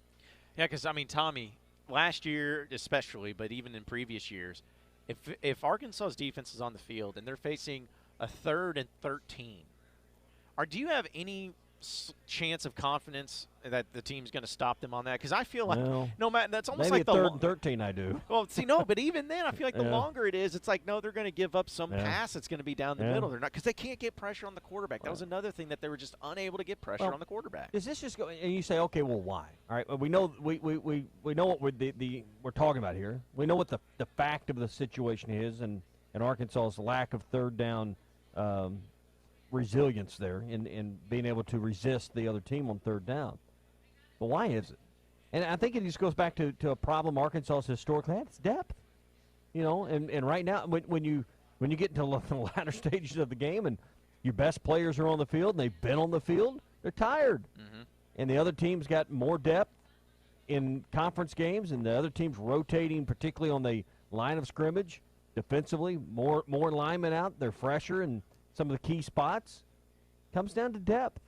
Arkansas doesn't have the luxury of resting its best players as much as maybe some of the other teams, particularly on the defensive line around the league can. Yeah. And that's what you're hoping that they addressed in the recruiting class from 2019 is they got a lot of quality defensive linemen. Yeah, but can freshmen come in and really contribute? They can provide some depth, but That's kind of what I'm just expecting is to provide Quality some depth, depth. though. Yeah, because you said the key there is quality because you can add some walk-ons and there's some depth, but you got to have some quality walk-ons there, and that's what you're hoping for is that some guys like Agim that's been around for a while, and he can kind of be the leader of that defensive front, and then if you can just find some way to have these freshmen, these true freshmen especially, complement those guys. Just come in and give them a breather. They don't have to go in and set the world on fire. You'd love to have that. But just come in and be able to give a rest to those guys that have been on the field for a long period of time and try to make some plays, not have that much of a drop-off from your starters to your next group there. I think that's kind of the expectation of what should be had because we know, Tommy, in the SEC especially, it's going towards speed. It's going towards having playmakers on offense, of course. But it's still always going to come down to trench play. The teams with the best offensive lines and defensive lines are always going to be the teams that's going to be right there in the mix for winning the SEC.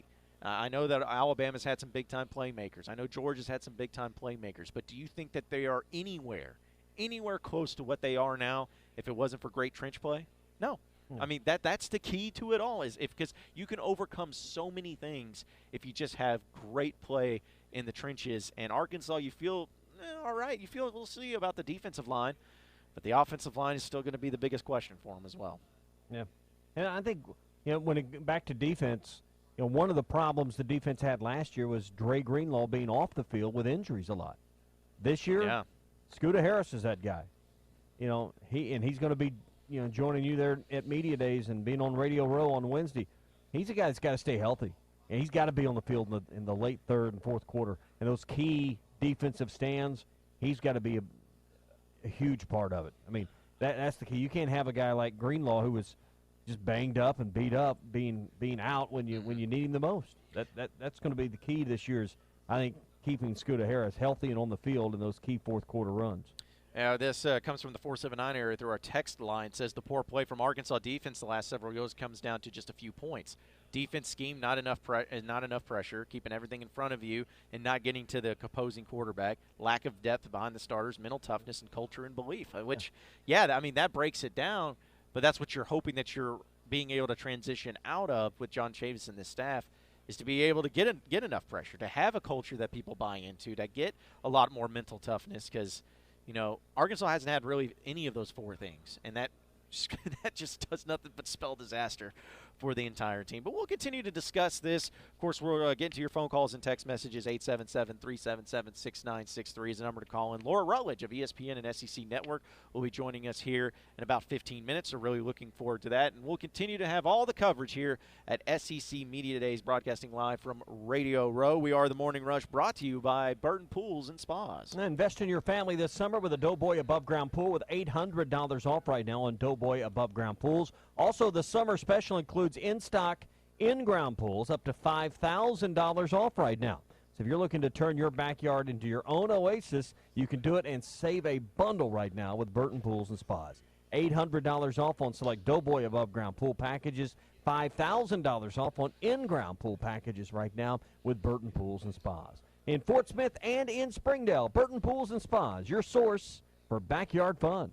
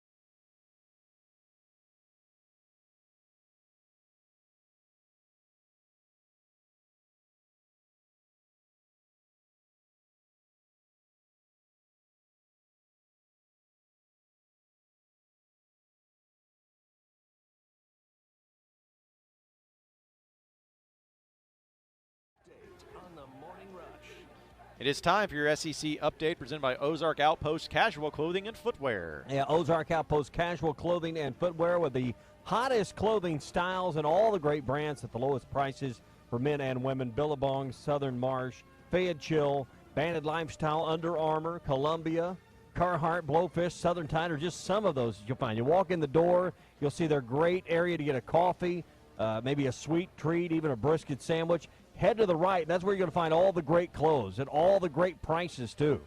To the left, you'll find guns and gun safes and all the hunting supplies that you'll ever need, ammo, their 15-lane indoor shooting range. There's something for everyone to shop and something to find at the Ozarks. Ozark Outpost Casual Clothing and Footwear. Easy to find as well. Highway 412, barely out of Springdale in Tawnytown. So for your SEC update, obviously today the schedule setting up for the first day of SEC Media Days. Greg Sankey will be on the what do you call it? The dais? The dais? Yeah. The dais, whatever. One of those big words. I call it one of those attempts. I call it the podium.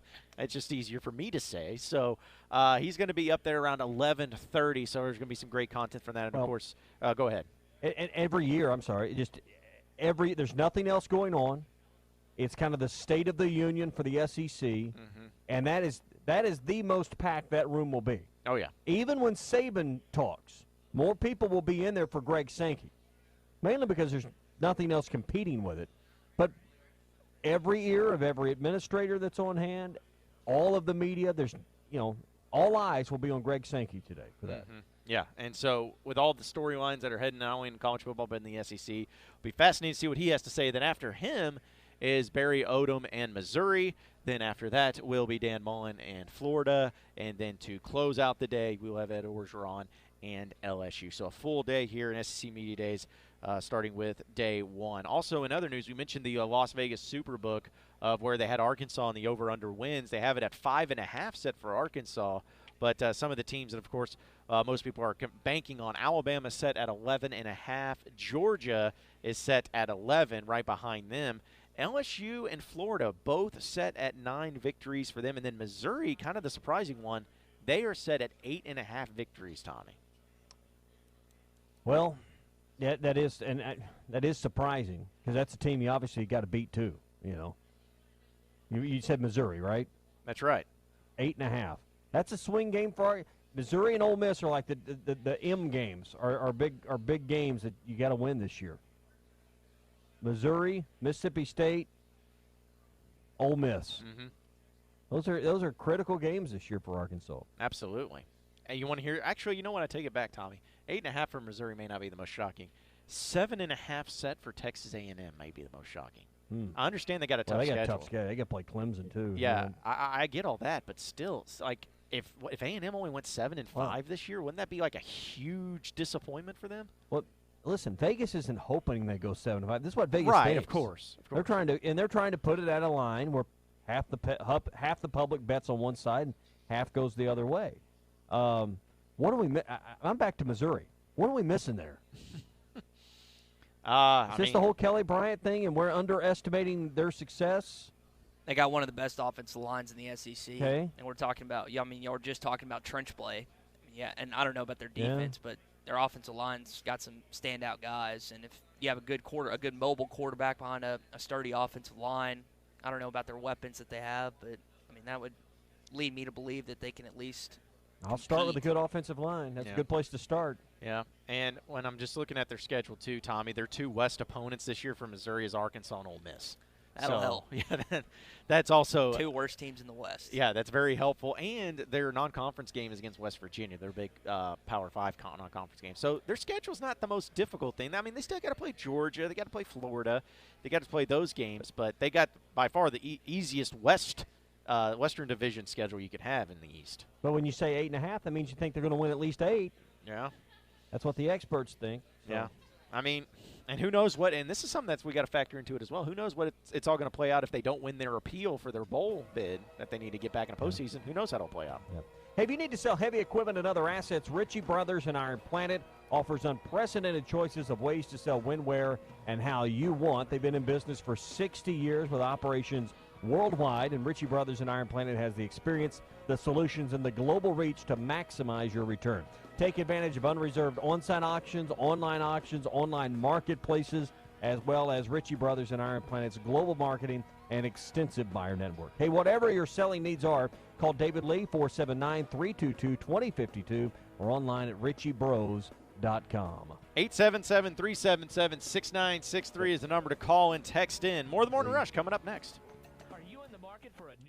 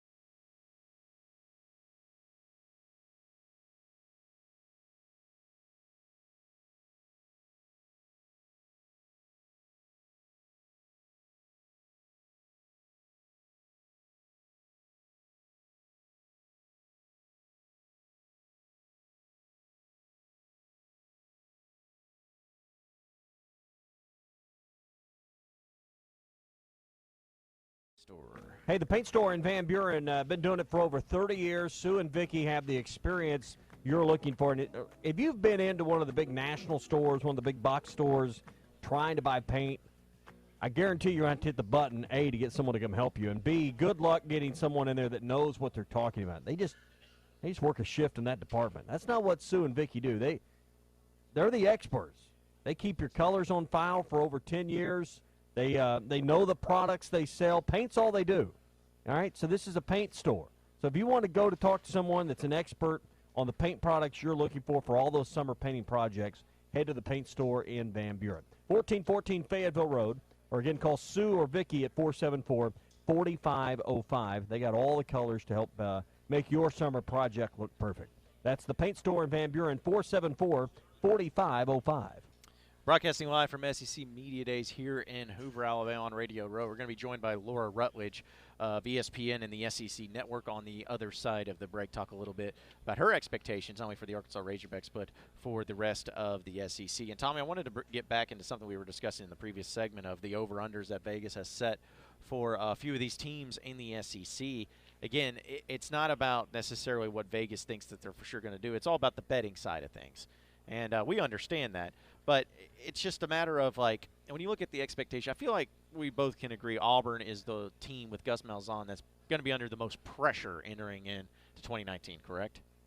I think so. I think he's got the hottest seat. And I know Georgia fans want to win a championship, and they want to get past Alabama somehow, but no one's ready to fire Kirby Smart. So there's pressure in every job, but I think there's pressure to keep the job at Auburn, absolutely. Yeah, no, I do too. And I think that with what they have coming in, I mean, they still haven't even named a quarterback. So they got that going in front of them that they have to take care of business too. But and then the schedule for them is not easy. I think, what did you say, 5 ranked teams? Yeah, 5 in ranked the top teams. 12? 5 ranked teams. So, but it's like besides them, though, I mean, who's really under any pressure? Is there a team that you feel like, or a coach that's under any pressure besides Gus Malzahn? Let's just go through the West real quick. Alabama, no. Arkansas, I mean, yeah, everybody wants Chad Morris to win more than 2 games, of course. But if he wins 4, 5, or 6 games, he's not being fired. Now, I would contend unless he goes 0 for 12, he ain't being fired regardless. So no real and when you say pressure, I'm talking about you could lose your job. Yeah. So that isn't going to happen. At Arkansas, you look, let's go to the Mississippi schools. Is there a change either? Those are 2 new head coaches, similar situation to Arkansas. So, I mean, part of the deal around the league is these coaches don't have a lot of tenure. Is Ed Orgeron on the hot seat? No, not really. And Texas A&M's got a $7.5 million coach. They're not firing him. And I think he's under a lot of pressure, and they've got a tough schedule. You said his over-under was 7.5. I just think when you just look at the West alone, it's clear and obvious Gus Malzahn's got the most heat on him from his fans. Oh, without question. I mean, that to me is. And then in the East, who else would it be? I mean, there's Georgia has a lot of expectations, but not to the point that Kirby Smart's going anywhere. Dan Mullen's new at Florida. Yeah. I mean, just keep going through the, Will Muschamp at South Carolina. You just keep going down the list. They're happy as can be with Stoops at Kentucky, Derek Mason at Vanderbilt, Odom at Missouri. You just keep going. No one's probably more on edge or dissatisfied with their coach than the Auburn fan base. Yeah. No, I mean, and it's just funny because if they decide to get rid of Gus Malzahn, then where are they going to go? I mean, are they going to really get? Where are they going to get the money? Yeah, where are they going to get the money for it? Sure, some booster. There's always somebody that'll just write a check. Yeah. Remember, Tommy? Isn't that what it is? They'll just write a check for it. Just expense it. Yeah, just expense it. Just do it. Just expense it. Exactly. Hey, endless enchiladas. I may expense this today. All the enchiladas you can eat at Joe's Grill and Cantina. Cheese, beef, chicken, or pork. It's your choice today. Served with rice and beans or black beans. It's completely up to you. $9 today. It's every Monday. Endless enchiladas at Joe's Grill and Cantina. And don't forget happy hour as well. $1 off drinks, and they got $4 Paquito nachos for happy hour as well. 3 to 6 every day with $1 off all the drinks during happy hour at Joe's Grill and Cantina. Endless enchiladas today at Joe's, 3400 South 74th across from Harps. More of the Morning Rush coming up next. Staying with us. Proclaim Construction has been in the industry for a combined 50 years, and they can meet any needs you may have for your home or business.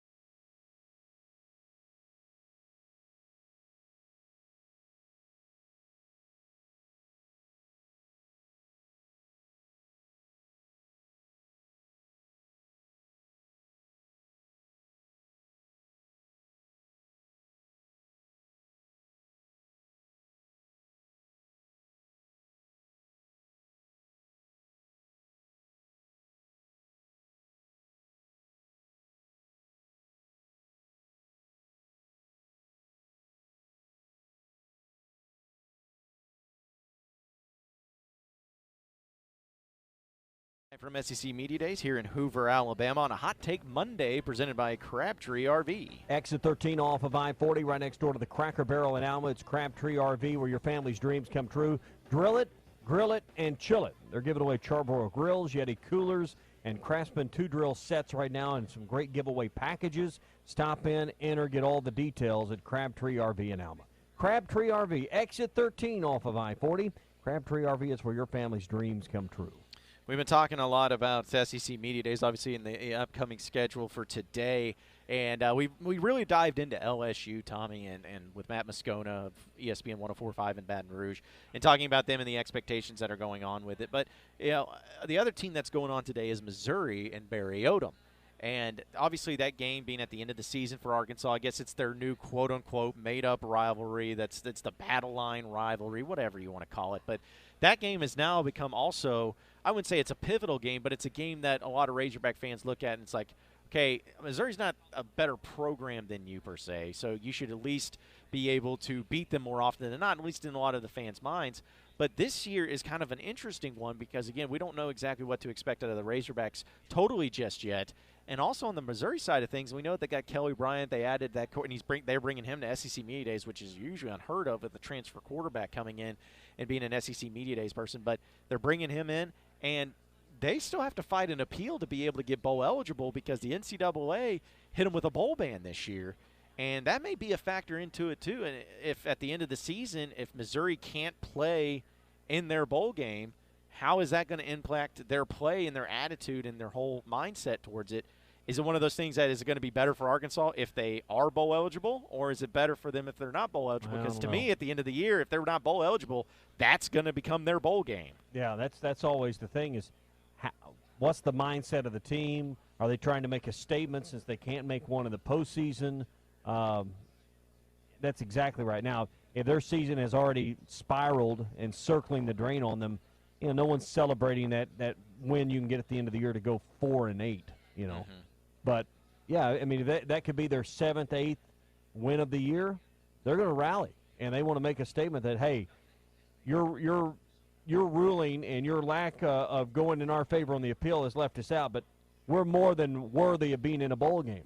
And it's all about how the coaches spin it to the players at that point. So that would make me, particularly with where Arkansas falls on that schedule, not nervous, but just expect them to have extra motivation for that game. Yeah, no, because I feel like it's more of a game. It's almost like the roles have reversed with Arkansas and LSU forever. Arkansas cared about that LSU game and that Golden Boot more so than LSU. Let's just be honest about it. I think that was evident a lot of times. And it's not saying that Arkansas didn't deserve to win or anything, but you could tell a lot of those times when Arkansas beat LSU when they weren't a better team, you could tell that they just cared about that game a lot more. It's almost like now the mindset's been reversed with the Missouri thing where Missouri cares a lot more about that game than Arkansas does, because Arkansas doesn't see Missouri as a rivalry. They don't see anything that's any different. But now it's a game that they have to play, and that it's almost like a little brother that's like, hey, if we don't take this game seriously, they're going to come up and beat us because they care about it a lot more than what we do. Yeah, I mean, and what do you have to play for again at the end of the year? Arkansas, I think Arkansas may be playing that game for bowl eligibility. So it would be interesting to see. I could see both of those teams playing, and the winner is bowl eligible and the loser is not. Now, that would, according to Vegas, be an appointment for Missouri's season. Mm-hmm. But that will be interesting to say, because I would certainly expect Arkansas to either be bowl eligible with 6 at that point, playing perhaps for 7 in a little better bowl game. But I really envision more Arkansas is going to need that game to get into the postseason by the time they get to Little Rock there for that final game. Yeah, because if a Missouri is if the bowl ban, if they win that appeal, because some people are feeling like they do, say if they win that appeal, and at the end of the season, we already mentioned how easy their schedule is. Their 2 East or West opponents is Arkansas and Ole Miss. They do still have to play Georgia and Florida and all that. Their non-conference Power 5 team is West Virginia. They're going to be breaking in a new coach, so it doesn't really know how it's going to be. I mean, Tommy, you could be virtually seeing where Missouri could be looking at. I'm not saying that they'll be. I mean, could they be looking at a possible New Year's 6 bowl game? I mean, if everything goes according to plan, because if they've only lost 2 games to Florida and Georgia heading into that final Arkansas game, and they're sitting at 9-2, And with that, if they get that 10th victory, Okay, but I 10 mean- and 2, where does that place you in this league? well, and that was Overall, and that both was what I was divisions. leading. That was where I was leaning in towards. I guess it depends on what the other. I mean, it has to depend on what the Right. other teams are doing. I mean, I don't think 10 and 2 gets you any better than third. I mean, yeah, third at best is the third team, and I know the third team has got New Year's Day 6 bowls in this. Well, that would be that'd be something that Missouri's in a New Year's Day 6 bowl. So Yeah, no, I think so too. that would be overachieving for sure. Yeah, because especially with Missouri, and the expectations are always high, and they always seem to go above and beyond their expectations because a lot of people don't feel like they should be a program that lives up to that. But I think one thing that's going to stand in their way if it came to that would be their strength of their schedule. As you mentioned earlier, they play West Virginia as their Power 5 non-conference opponent, and then their Western Division opponents are Ole Miss and Arkansas. Very favorable setup this year. Plus, they play Kentucky and Vanderbilt, South Carolina. They play the Eastern Division schedule. They don't have to play the LSUs. They don't have to play the Alabamas. They don't have to play the A&Ms this year. right. So I think if it came down to a strength of schedule, it'd be interesting to see where the committee's going to rank them in, November, if they are in that situation, a 10-win team, but their schedule maybe doesn't stack up to some other teams that have won 9 or 10. Where would they rank in that poll? Be interesting to see how the committee would view that, even though they have played a Southeastern Conference schedule. Yep. And the other side of it too, Tommy, I think this is absolutely plausible. If Arkansas is 5-6 heading into that final game against Missouri, they know what's on the line too. I know it's maybe not be as important as a New Year's Six bowl, but we know the difference it would be if Arkansas needed that win against Missouri to get to that 6-win mark. How important that game would be, how important it would be for Chad Morrison, for this program to make it to a bowl game. So even though it may not be the most intriguing game from the perspective of the SEC media or the national media, you could be looking at a situation where both teams will have a lot riding on that ending game to where you may get both teams' best efforts because they know what is on the line. Yeah, I think, and again, it's in Little Rock this year, as you mentioned. That atmosphere, it'd be interesting to see because the War Memorial atmosphere has not been great, but the opponents have been great. And how they had Ole Miss there, but last year, but it was pouring down rain. The weather was horrible. Everybody was fired up about great tailgating all day, and the weather just didn't pan out. It was really a bum deal there. How will it work out, though, if, the day after Thanksgiving for Arkansas, Missouri, will fans show up and make it a real home field edge? I'm interested to see how this every other year playing this one conference game down there works out. Yeah, I'm going to be fascinated by it too, for sure. SEC Media Days broadcasting live here from Hoover, Alabama and Radio Row, and it's all thanks in part to Randall Ford, 5500 Rogers Avenue in Fort Smith, the fourth oldest Ford dealership in America, as well as Bud Light. Really appreciate them helping us make this happen, being able to bring you live coverage of SEC Media Days down in Hoover. We got one final segment to take here on the Morning Rush. When we come back, we're going to be welcoming in Laura Rutledge of ESPN and the SEC Network. Going to dive right into that and what she thinks about the SEC and about the Arkansas Razorbacks as well. We are the Morning Rush, brought to you by Bull Shoals Lake White River Chamber of Commerce. Yeah, no better place to spend some time in Arkansas than on the White River and on Bull Shoals Lake. I was on the White River this weekend. I can tell you it's just a great place for serenity and to get away and to just, really appreciate the beauty of our state. The bluff lines, as you just kind of tour and cruise along the White River, are just breathtaking.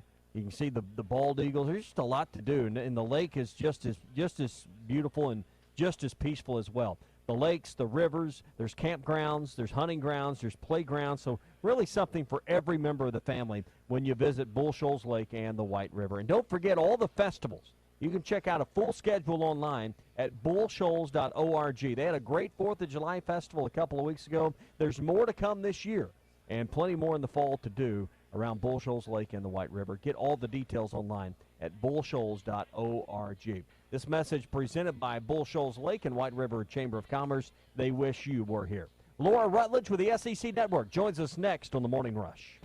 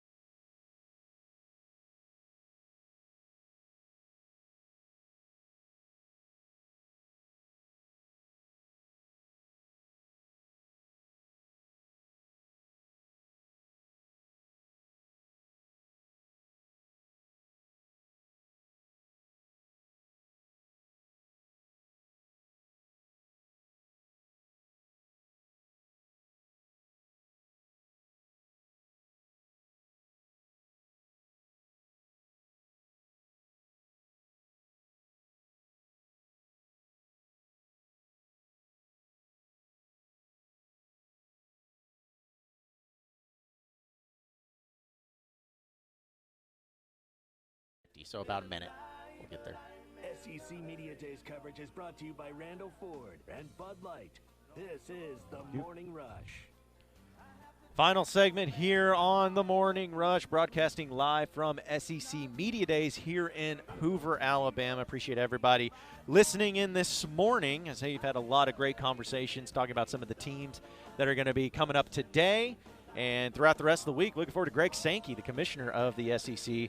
He's going to be joining the podium. I know people, I think it was Zach Arns was texting me saying, hey, listen, it's called the dais. Okay, well, I call it a podium, so it works out for me. So we're gonna be joined by, or not joined, but we're gonna hear from Greg Sankey and talk more about all the things that he has to say as well. But right now, we are joined by Laura Rutledge of ESPN and the SEC Network. Really appreciate you joining us, of course. Laura. Thank you for having me. Yeah, of course. And first off, congratulations on your you. big news that you had earlier this year. Going to be welcoming in a new member of the family. So that's got to be exciting, right? She's on the way. Oh, man. So that's going to be exciting right during football season and everything, Yeah, too. we timed that really well. I don't know what was going on there, but no, just feel very thankful and excited. Well, excellent. Well, appreciate you hopping on with us. Obviously, we're live in ESPN Arkansas and cover the Razorbacks. And last year wasn't too fun to cover the Razorbacks. Not too fun. To well, be honest. at least in football. There were some other sports that were right. a little more Baseball. fun. Baseball was great. Baseball made it worthwhile. But, people, I've been talking with people about Arkansas in this upcoming season. I'm trying to find some way to give some positivity, maybe some good news to Razorback fans that are listening to say, hey, this is why things may be a little better in 2019. Yeah, well, I think Arkansas is going to be bowl eligible this year. And the main reason why is it's pretty easy early on to get off to a 4-0 start. I think that Kentucky game, it's on the road. It's going to be a big one. That, to me, is sort of maybe where we're talking about, okay, do they win that sixth game or not? I think they beat Ole Miss. And so then you're talking about, hey, there you go. You got 6 wins. And to me, yes, the excitement that Chad Morris has generated is a huge part now. And even, quarterbacks like South Carolina's Jake Bentley, for instance, who we've seen flashes from, and you kind of think, hey, maybe he's got first-round talent and hasn't really been consistent. This could be a breakout year for him, and more people could be talking about him. So there are some that aren't as praised as the Froms and the Tuas of the world that I do think could be really good. And honestly, I'm not just saying this. I would put Starkel in that category. I think he'll be in an offensive system with a coach and Chad Morris and the rest of their staff that really know what they're doing offensively to develop a quarterback. Let me ask you about the two of the teams that are going today with Florida and LSU. Both teams still with Dan Mullen and Ed Orgeron. They're still pretty early in their tenure at their respective schools, but a lot of expectations come along with it. Both teams did really well last year. Which of those teams, though, do you feel more confident about taking that next step in this upcoming football season? So this is a crazy one because I think when you look at Florida and what they did last year, it was a major outdoing of the expectations. Yeah. Nobody thought they were going to be as good as they were. And I think it's sort of put expectations a little higher than maybe is necessary for this year. I don't think they beat Georgia. So then we're talking about, they could get to another 10-win season, but you're not going to be the SEC East representative most likely.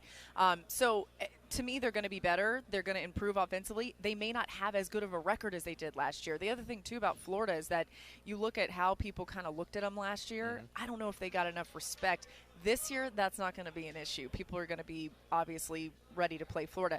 LSU is fascinating to me. I mean, I think the hire of Joe Brady to coordinate their passing game and to be part of the play calling. It sounds like Ensminger, their offensive coordinator, is still going to do all the play calling, but just his experience with Drew Brees, his experience with an up-tempo offense, LSU could be scary now. Like you look at what actually has given Alabama struggles defensively. It's been some of these up-tempo teams that really space you out and make your defense have to work. So I could see LSU, if I'm going to pick between those two, I would say LSU might have the slightly more impressive season.